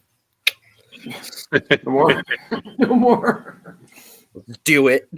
You can be a fan from afar, right? Healthy consuming habits. You don't have to buy all the things. You cannot. Quip is the voice of reason. Yeah. As one of my former it was a nice thing when classics ended because I'm all like, it's over. Like the madness is over. Yeah. I can sort of go and like buy other things now. Like I don't have to worry about this. All of Motu, I'm good. Like I'm good. Good old clearance chicken, by the way. Yeah. Yes. Pluck around and find out with clearance. Exactly. Exactly. Winter chicken dinner. Oh goodness. All right, let's okay, so Andrew, you got all of these, correct? Did we? No, you didn't talk Glimma. Or did you? Well, I kind of clumped in with the Power ones. Got like I'm definitely like the cartoon collection. That really surprised me because I did buy a few Origins when they came out, and I was like, eh. But then I picked up a few cartoon collection, and so like I'm looking forward to Glimmer in that as well. Nice. All right, and then you had one pick for Masterverse, and I feel like if people have been paying attention to you, they will not even be surprised. Yeah, it's just they were going to make her, and then they didn't. And this is just for like one of those like main characters from back then, who was made for classics, that I could happily just sneak into the collection, sort of thing. Much like I've done with the Ramen Toys, Brave Star. Like he's just sort of there with classics because he fits. That's really all I could think of. I mean, when it comes to Masterverse, I'm not a big fan of the portions, the face sculpts. Like there's something something almost like McFarlane Toys multiverse-esque about them. Like I don't like them. There's just something like janky about it.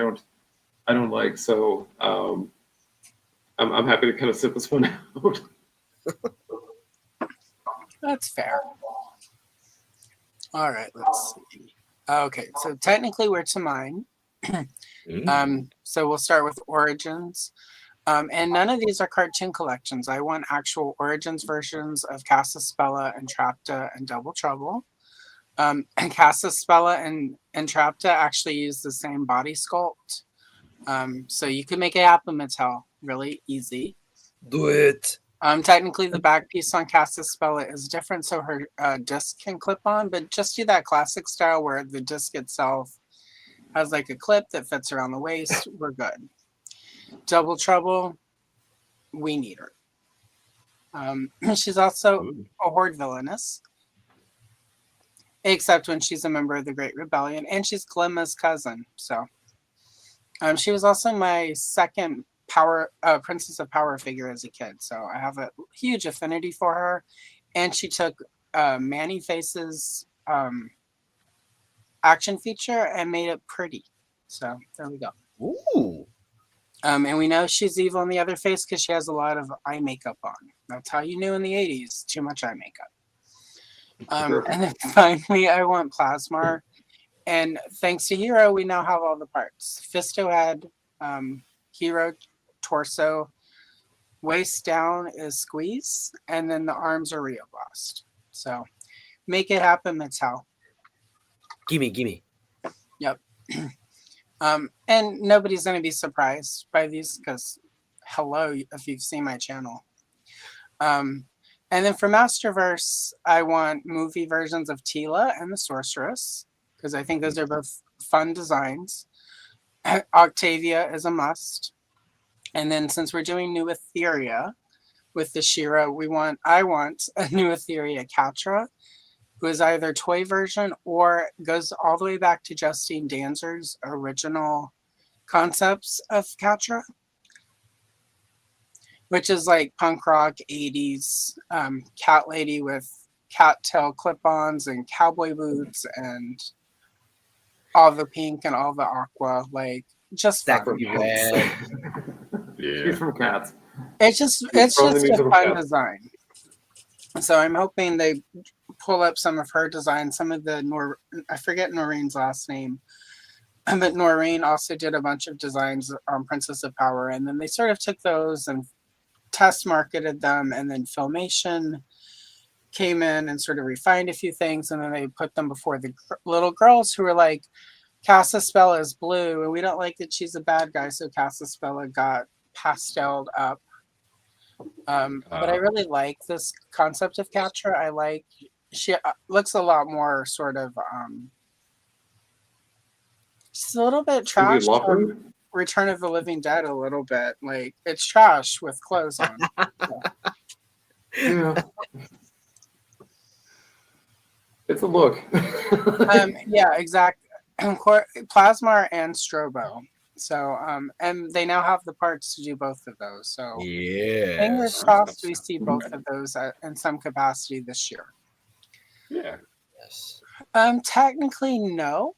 Claudine, because Mattel owns it, they just they can use it. So, they would just put on a Princess of Powers Claudine or whatever. So, Yeah.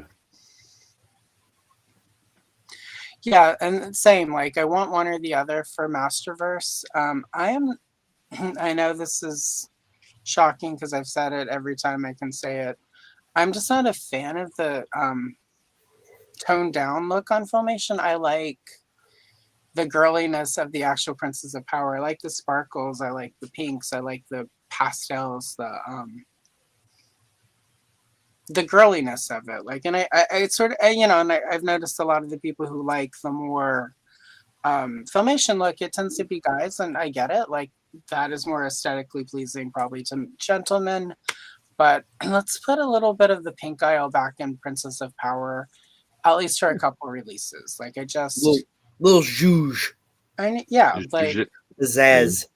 I think there's a reason that there's an entire generation of girls that She-Ra is still, and certain boys, and the girls, the gays, and the theys. I think she was really special, and her toy line was really special because she was sort of that in between Barbie and Masters of the Universe. For those of us who are not your typical, like, I'm going to put bows in my hair and like wear ruffles and sit around and daydream about marrying a doctor. I think for those of us who wanted to go fight evil and punch bad guys in the face, I think She-Ra and Princess of Power was that nice in-between space. So I just kind of hope Mattel remembers that because I think there are a I lot want of both. guys that would like that.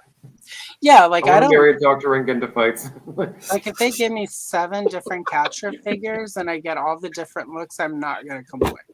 You know, Andrew, I just keep finding out day after day how similar you and I are. Like love of violence. Well, I mean, everyone loves punching somebody who's awful. Like that's universal. It's That's true. gender It's free. true. And I would make one hell of a doctor's wife. I can have a pill problem. That's no problem. I'm way ahead I of you. can very easily slide into that. I mean, the money Oh, yeah. is good. No problem. Mhm. Do Pilates and take Valium all the time? Fuck yeah. Sorry. Yeah. Hell yeah. You get one Yeah, bomb. like Heathcliff, do you have a pill? Like, I mean, I'm way ahead of you. Yeah, the old singing is good too. All right, so those are our picks. Quip, you didn't necessarily have specific picks, but since you're a special guest and you're the big celebrity this evening, I thought we would just let you talk about what you would like to see or what you, or if you hate it, like if this is your Elmo, like go for it. It is not my Elmo. I like what you said too, like pointing out that Princess of Power was supposed to be the go-between, right? It's in the purple aisle, right? Yeah. It's not completely like I understand what you were saying about the Filmation looks for the Princess of Power, but yeah, I think that would be cool. I know personally things that popped in my head as far as I'm not super deep into the Motu lore. In fact, most of my fandom is more recent stuff or neo nostalgia, right? As Derek would put it, where I really, and I haven't actually looked into this. I guess I should just Google it. The Netflix Princess of Power show. I know that got pretty popular for a while, and I think I think like 5 seasons. Yeah. Daughter is right around the age where she would be into that right now. So thinking of starting that with her. Would be interested to see that. I know I mentioned specifically though the is it the Crystal Palace or the Crystal Castle? Crystal Castle. Okay, Crystal Castle. Okay, Yeah. all right. Crystal Palace is like, isn't that a football team in England? I don't know. But I think seeing more of the play sets and really expanding, like going into the line, because I think we talked about this. I feel like we've all talked about this on the Discord or somewhere in a chat somewhere where what was cool about the way that Origins incorporated Sunman, Sunman kind of had a moment and had its own individual releases, but with every wave, they had like a Sunman figure. And what I was thinking, or I know what we theorized or what we were hoping was, all right, after they finish the Sunman lineup, they can then easily take that slot and start pushing out with their own unique card art, call back to that classic Princess of Power card art to start doing those releases, but we just haven't seen it yet. Again, we still might see something later on this year. They might be holding back some, but even with that, with the hero reveal, not seeing like specifically branded Princess of Power stuff was a little bit of a letdown, right? Given what this anniversary is, but I still hold out hope to see that card art, that classic card art, hanging up next to all the sorceresses and the buzz offs that are still in my local Target. But that way it's 1987 all over again, right? Except it's not at least it's not the Rock Warriors. I mean, no hate to anyone who enjoys those characters, but oh my god, like once those were in every store, like that's all anybody ever, especially KB Toys. Like it was the wall of Stone Dar and Rock On and Bleach. It was like I don't understand. Figures, I mean, but Bleach sucks, so I get it, but But other than those, I mean, I enjoy seeing the toy aisles full. Like I'm always a fan. Anytime anytime they do the retro card art, I'm a sucker for two things as a collector, right? And even if I don't personally buy it, I'm a big fan of it. Is the retro card art, right? Like that the Motu bursting rocks and the bright reds and blues. I mean, that's iconic, right? Seeing that, and then the retro carded Joes that are coming out. So like you said, I just want that feeling of when you go into the toy aisle and you see it and it's mixed in, like it's not necessarily away or over in the Barbie section or in the doll section, which I still go through, right? Because the Bluey toys are usually around the Barbie section too. But the having them right there in that Motu section where it's like, okay, it's part of the planogram where this is your Motu origins, here's your Masterverse stuff, here are some of the vehicles, and then you've got your Princess of Pop right there with the rest of the stuff, so that it's not crazy. It doesn't have to. We don't necessarily call them. Are they? I know Target stopped it, but I don't know if Target is going back to it now. They didn't call it the boy aisles and the girl aisles anymore, right? Target was the first one to stop that. They just kind of called it. It's all the toy section, and then we're going to tell you which toys are on these aisles. So yeah, I think they kind of still follow that model. It just progressively goes. It starts with, at least this is the way my local one is. It starts with cars. It starts with like Hot Wheels and the Monster Jam cars and Matchbox, and then it just gradually flows to, okay, well, here's the Jurassic Park stuff. Here's the McFarlane DC. Here's the Hasbro stuff, like Marvel Legends or most of the Marvel stuff from Hasbro. That bleeds into Star Wars, He-Man, Turtles, wraps around into it. Just snakes until you get to like Lego or the toddler baby doll kind of stuff. The 2 and under toys, more or less, is how it ends. So it's they kind of follow that model. Now nothing's really necessarily.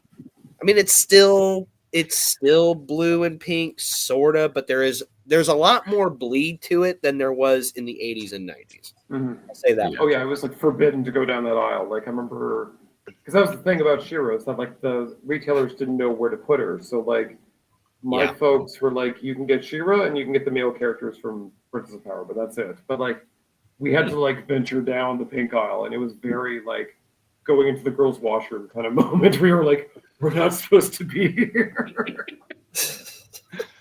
Okay. Yeah. It's like Ralph Wiggum doing tethered swimming. I don't feel right. But I mean, even if they couldn't figure out where to put it on the shelves at retail, Mattel Creations is a great outlet. And again, here you're rolling out your Club Grayskull. I think it's a good opportunity to reveal some bigger things. And again, not put it behind the Club Grayskull, like not making it an exclusive, but maybe making some of the more obscure characters the Club Grayskull exclusives.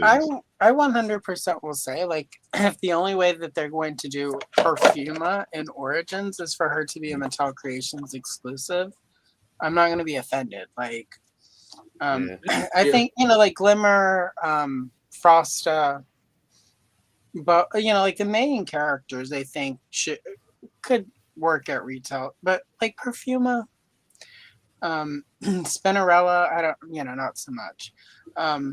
They're just really obscure. They're really deep cuts, even for, I mean, they were later in the line. Not everyone had those characters. So, I'm not even going to be mad. Like if, like at this stage in the Origins game, like if they just give us every Wave 1 figure from Princess of Power, I think I'll be pretty happy. And Natasha, we need Natasha. But otherwise, like I'll be okay, And really quick, when you said that thing about like seeing the vintage cards, like I've got my vintage bow mint on card. Yep. And then my Double Trouble, who I bought senior year in high school when Dillard's was. There we go. Clearing them all out. Like, and it just, every time I look at those, every time I look at the wall of Strawberry Shortcake and Annie behind me, this week especially, it's just it's the nostalgia of it. It's the being able to stop for a moment and remember that feeling of going down the toy aisle and not knowing what was going to be there, but then seeing seeing something you liked and seeing something that interested you, or there was no internet obviously where we could go and, oh, look what's coming out. It was like you went to the store and there were toys. Yeah. And you had no idea if it wasn't on the back of a card whether or not it was coming out or not, or even that it had come out until you saw it on the store or in the cross sell. And what I will say is it's been a really long time since I've even had that. Like it started with Power of the Force too, where it's like by the time we got to waves where like Grand Moff Tarkin and Jabba's prisoner Leia were being released, you knew they were coming. So it was like, oh my God, they're on the shelf. It's exciting. Characters we never got, but you still knew it wasn't a surprise that they were out because Toy Fair was happening, and like the internet was in its early stages where you could go and take 3 hours for pictures to load on Kenner Hasbro's website. So it'd be like, wow, look at this really pixelated picture of 3 figures coming out soon. Remember when eBay was relying on money orders? Western Union. Yep. For the first one I ever did, I'm like, what? Like, what am I doing? And sort of going back to this, Lee, and that's kind of one thing that I know this makes me sound like the old fart that I am, but it makes me kind of a little sad for kids that there's not necessarily sort of toy lines that they can just go and discover. Even sort of, and this did start happening, I think, for a lot of us, where it got to a point where it's like there were no surprises you weren't going to go and find Masters of the Universe or even Princess of Power because everything had a movie or a cartoon, so you knew the movie was coming because of the advanced marketing. Yeah. So like, but there was that time where you could go to the toy store, the toy aisle, and there was stuff you had no idea what it was, and it was just there and it was cool and like. Exactly. Kids nowadays do really go hard on blind boxes and surprise packaging and like reveals kind of thing. Like a lot of the kids' toys from, especially this past Christmas, like the big top sellers were all stuff where like you had no idea what you were getting. I mean, you have a general idea, but it was all like just God knows what's going to pop out of an egg or a box or whatever. So I mean, they're kind of like recapturing that now. Yeah, I know the like my daughter has been big into, so one, she likes blind boxes, but they're the bane of my existence. So what I like to do is she's got a nerdy toy dad. I will look up all the different codecs and things and I'll download the scanners. So like I will absolutely. So which one do you want, kiddo? Which one are you hoping for? And then I'll like scan it and go, oh, what are you gonna get? So she still gets a surprise, but I really know what it's gonna be. But also, she's big into, or the way one of these toys that she just kind of discovered was the Squishmallows, right? There's not necessarily a Squishmallows show, but that's probably the biggest thing that she collects right now. And she's into it. I bought her the book so she can see and get all the backstories and kind of the total or the complete guide to all Squishmallows. So she knows their names, she knows their backstories, their rarity levels, and she's looking to try and collect those. But that stops.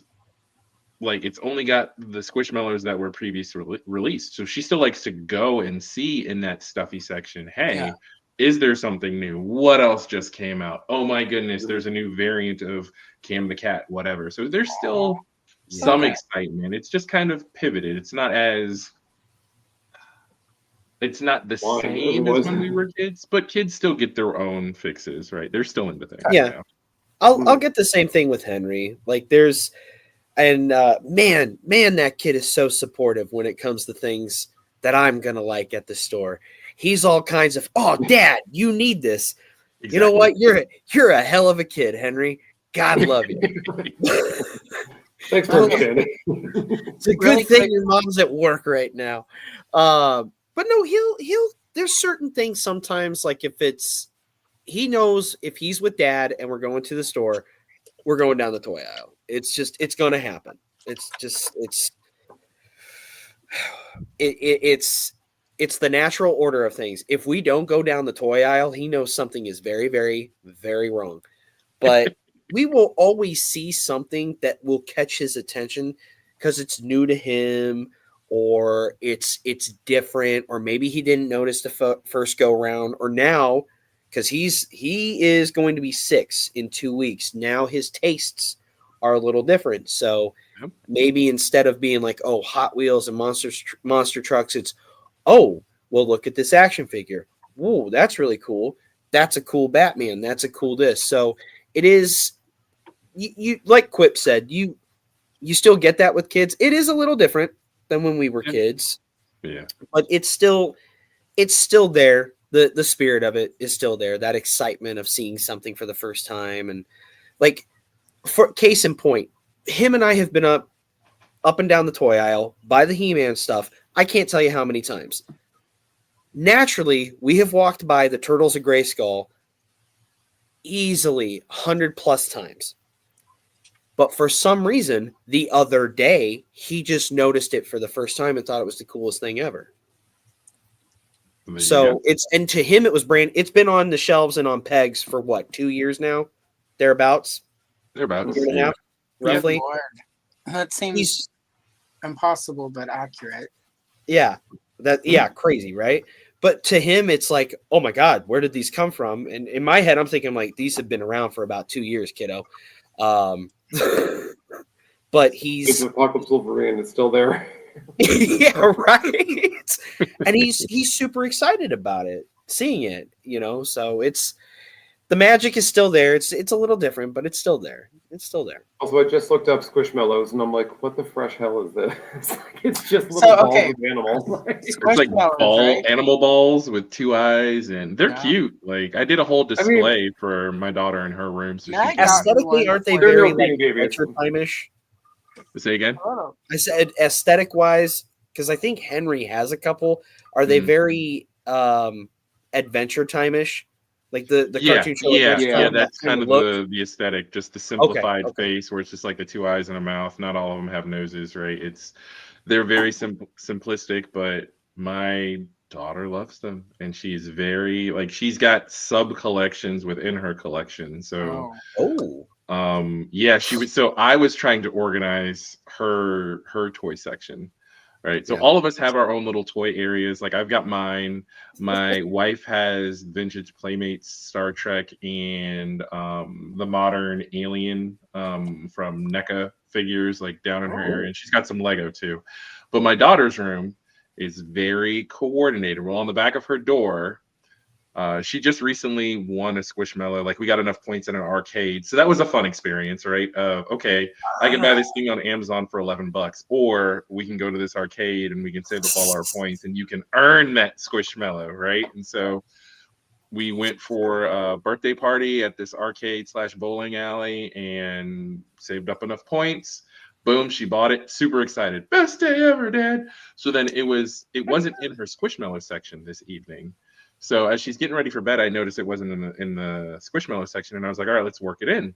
So I'm color coordinating it. And she was just like, Dad, no, this one goes with the bugs. So this is my organization system, where that particular was like a bookworm Squishmallow, and it had to go with her butterfly and her other caterpillar Squishmallow. And I was like, but that's throwing things off. Now you need to take these and put them over here. So I organized it the way I would organize it. And she was like, Dad, you're screwing it all up.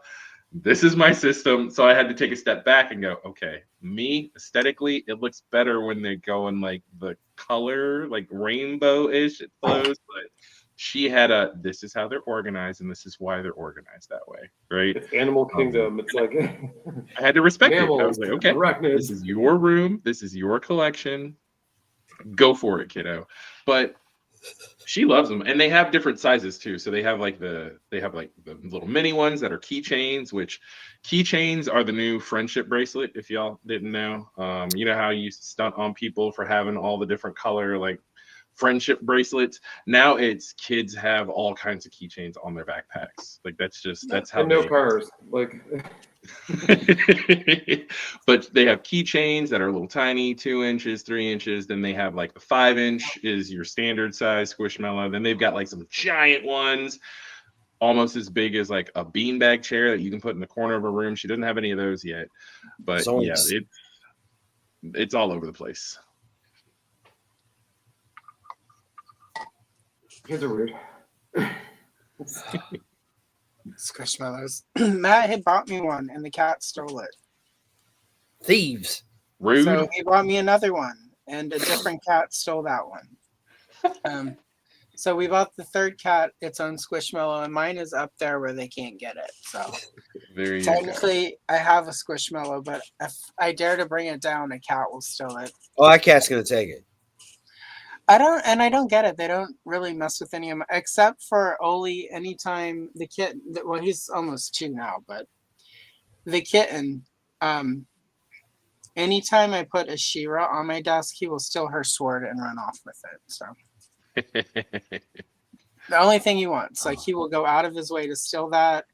And I had a Black Series Leia, one of the ones that had the soft goods dress, and I had broke her down for a to do a custom with her, and the dress was on, like, anytime, like, he was digging through stuff one day and knocking it off my desk to steal the Leia dress.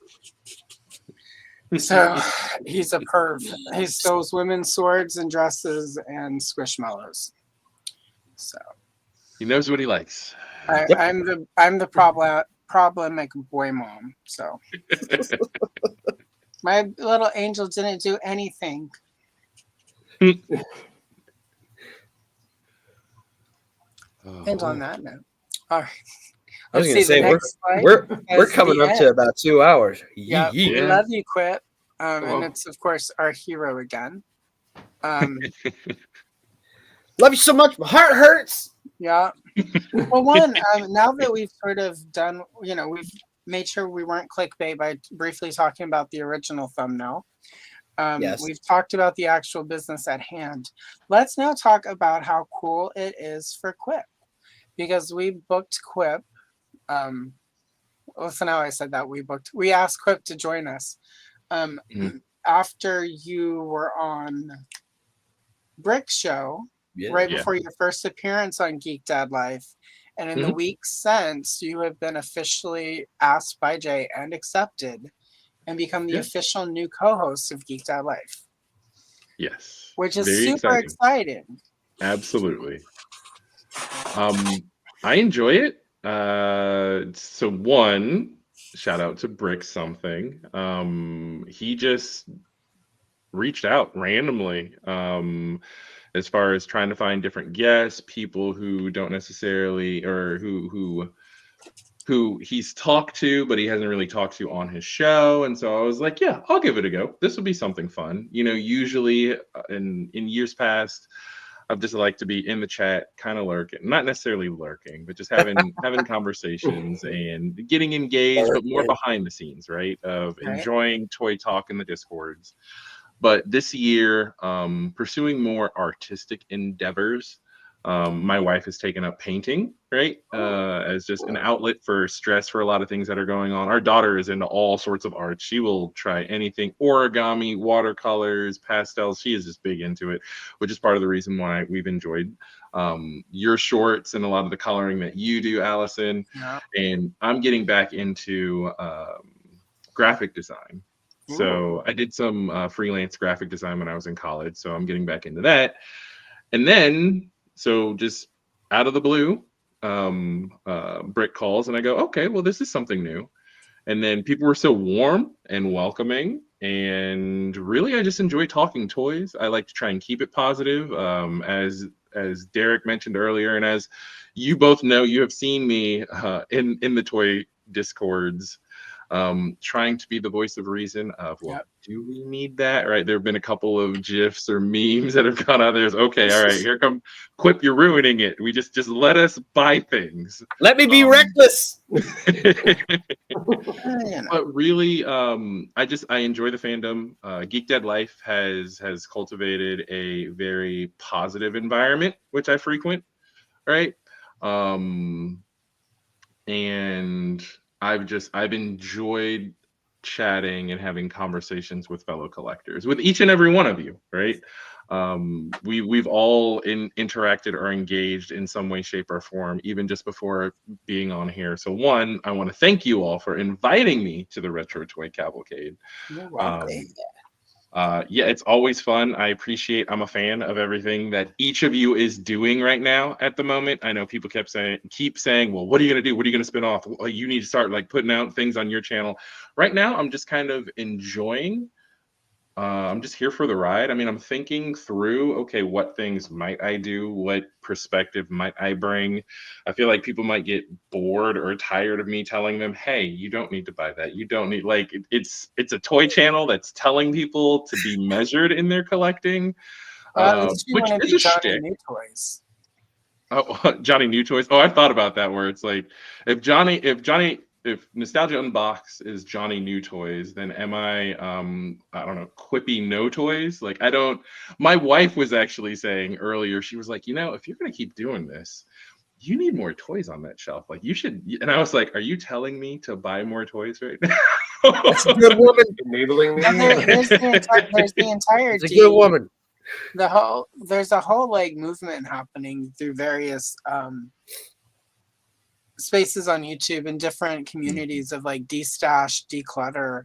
So like if that's I mean, and I don't mean that like in a like if that's something you are interested in, like there's definitely like people interested in sort of destash, decluttering, simplification. So like if you have some good ideas about how to make some content about how to simplify your collection, how to streamline it, how to not buy it just to have it, like I think there are a lot of people who would enjoy and appreciate that point of view, because I think there are a lot of us. Yeah. I'm doing royal we, because this is not about me. I don't have a problem. I can stop Well, I think too, anytime I especially- want. But I think Can you sometimes talk about there like is- what videos? Oh, sorry. Oh, sorry. Go ahead. Oh, I just want to say sometimes with buying stuff, like especially on a Discord where it's like, oh my God, I'm gonna back this thing. It's really easy sometimes to get caught up and buy stuff that maybe you didn't want, but because of a community you're in and everyone else is excited, it's not even FOMO, it's the fear of being left out. Yeah. And not that like there wouldn't be community Yeah. still, but it's the idea that all of these other people are into this toy line. And even though I'm not really into it, if I have it, then that's another connection I have to people. So anyway. That's fair. Yeah.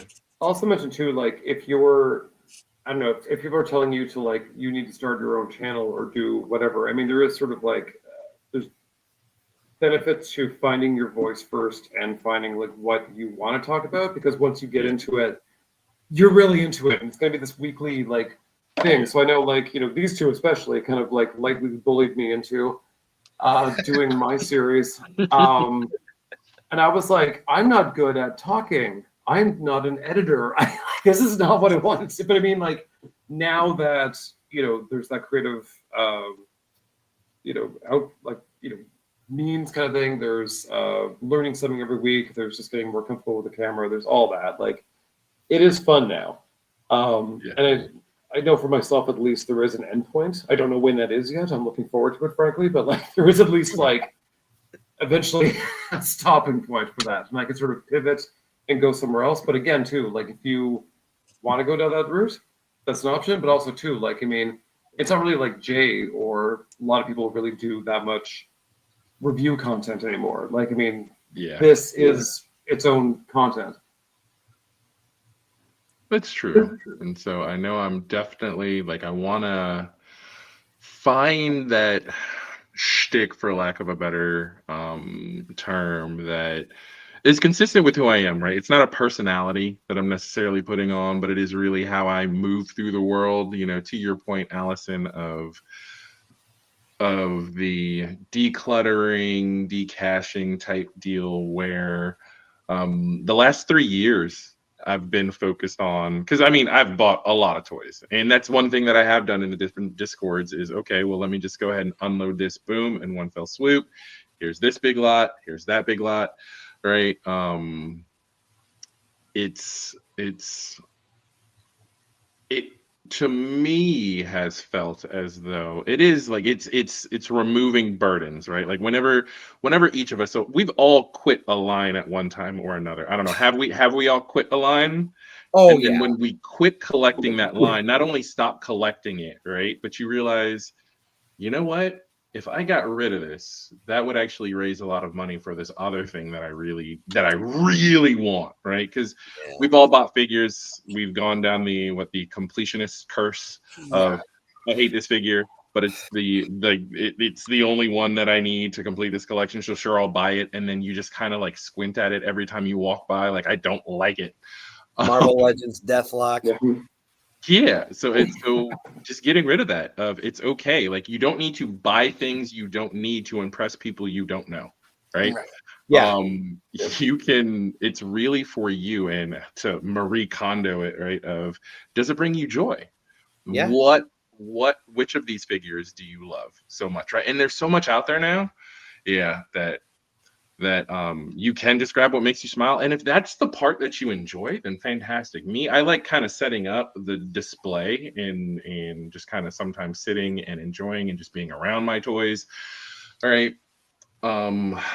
But you want it to be something that you are enjoying, and you don't want your joy to become a burden of, oh my goodness, I have all these pre-orders, and oops, I accidentally pre-ordered this from 3 different places and forgot to cancel it. So now I've got 3 of this thing coming from different, like we've all been there. And when you can really take a step back and go, okay, no, these are the things I absolutely love. These are the things that anytime they come in, if you get it in hands, and sometimes it's different. Sometimes you're excited about something online or in store and you get it home and it doesn't fit quite into your collection like you thought it would, and guess what? Return it. You can return it. You don't have to keep it, right? So yeah, just thinking through, how do we do that? How do we cultivate healthy collecting habits? Because then when things that drop that are crazy expensive, whether it's a HasLab or something else, you kind of can just say, you know what? Well, now I'm not afraid to buy that HasLab, or it's not as much of a financial burden, because anytime I think about picking up a figure, so say it's only like $10 or $20, I think, okay, well, what if something comes out next week? Because this is how toy collecting is right now. It's such an exciting time in the toy renaissance. What if something comes out next week that I really want? It's $300. Well, if I don't buy these $5, $10 figures, that's a $50 off coupon of whatever else might come out that I absolutely do want, and I'm not just picking these up because they're on discount, right? So that's kind of how my mind works. Of everything I don't buy is that much dollar off coupon for something that I really do want and I really do love, and that has helped me. It's very home ec for people who are terrible with money. So that's what I'm getting out of this. That is no lie. A big contributing, aside from the love of my wife and my child, it was a big contributing factor to how I quit smoking. There you go. Yeah. Well, these 3 packs of Camel Menthol Silvers, that'll be a lot of fun to smoke this weekend. Man, that's a lot of Masterverse, is what that is. Yeah. And it's funny you say that, because that's a really good point, Derek, on the Bizarro Quip. That's funny. Of how do you, I guess, manifest better or healthier habits even through your collecting to support your collecting? Because I thought about that. So I don't smoke. I've never smoked, but it's just as bad if you're eating like McDonald's or whatever every day. So that, hey, Five Guys, it's yummy, but I mean, anybody who's been to Five Guys, it's expensive. Oh, you mean the restaurant? It's like $30 at Five Guys for 2 figures, right? And now I'm not eating garbage, or I'm being more measured. Like, it's kind of you can do it in ways that are fun and healthy. Healthy collecting habits. Right? Yes. Adult collecting. Truly adult collecting. True adult collecting. Isn't it great that we're all better people? There you go. In the immortal words of Selena Kyle, well, Bruce Wayne to Selena Kyle, but I've taken it on. I'm a good person. I'm not a nice person.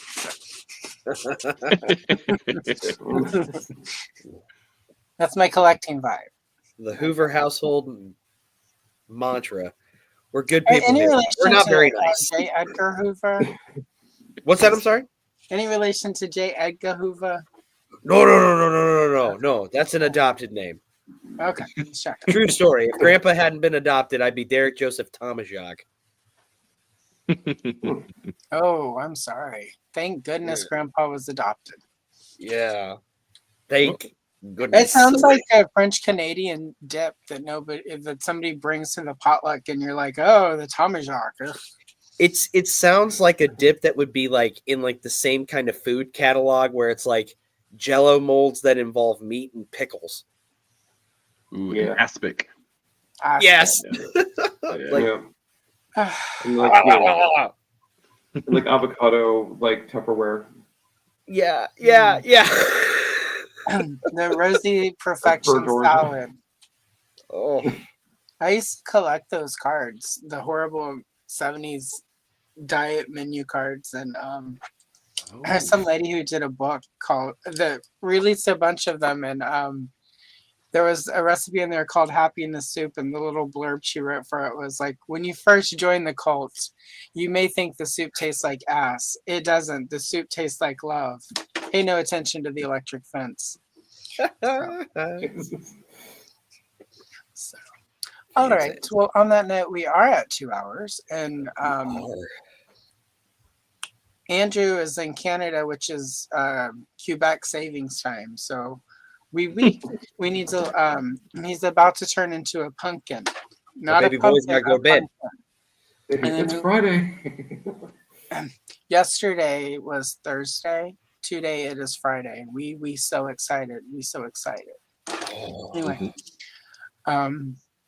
tomorrow is Saturday, and then Sunday comes afterwards, just in case you were wondering.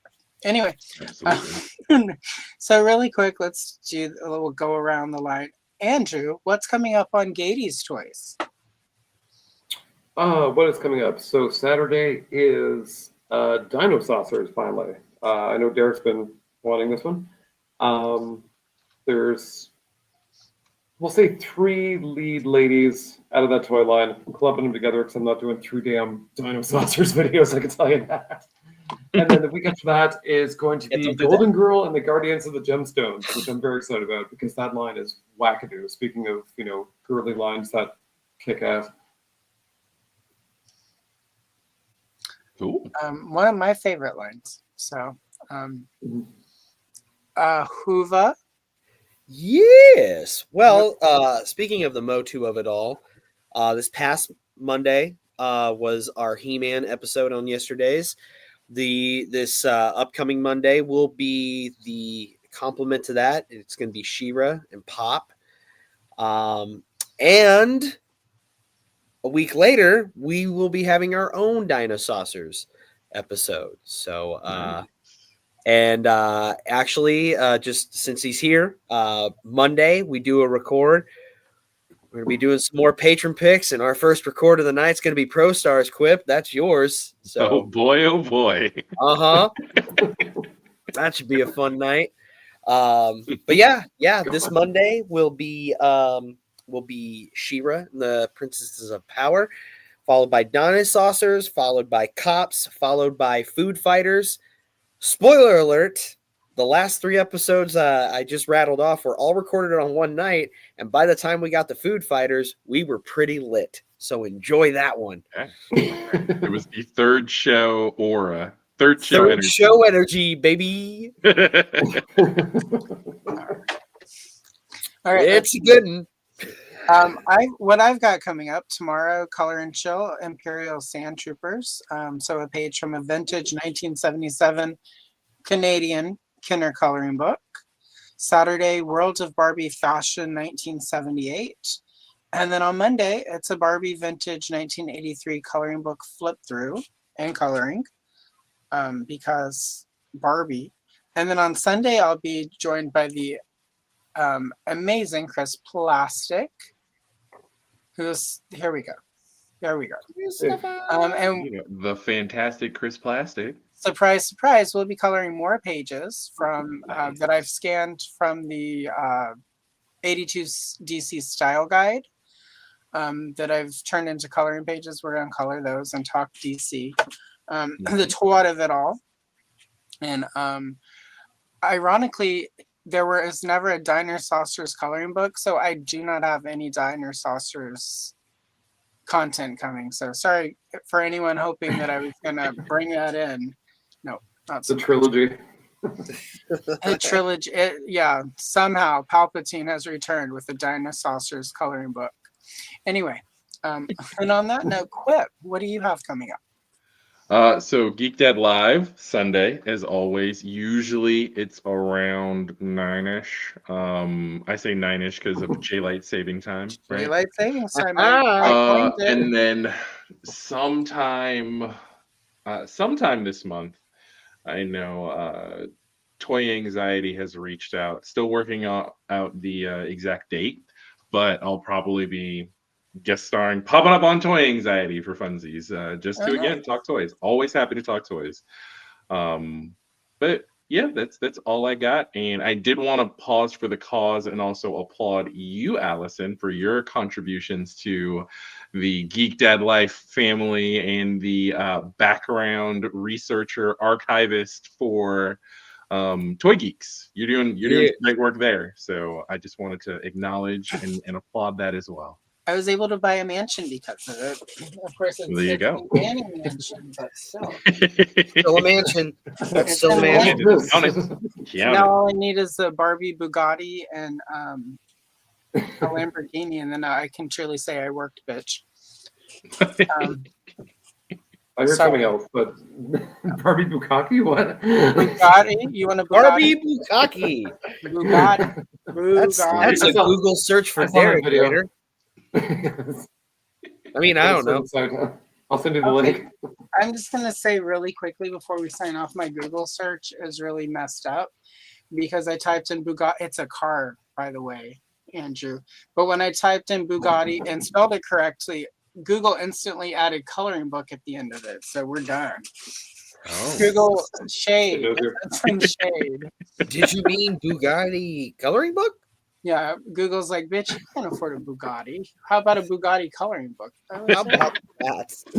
Still too much.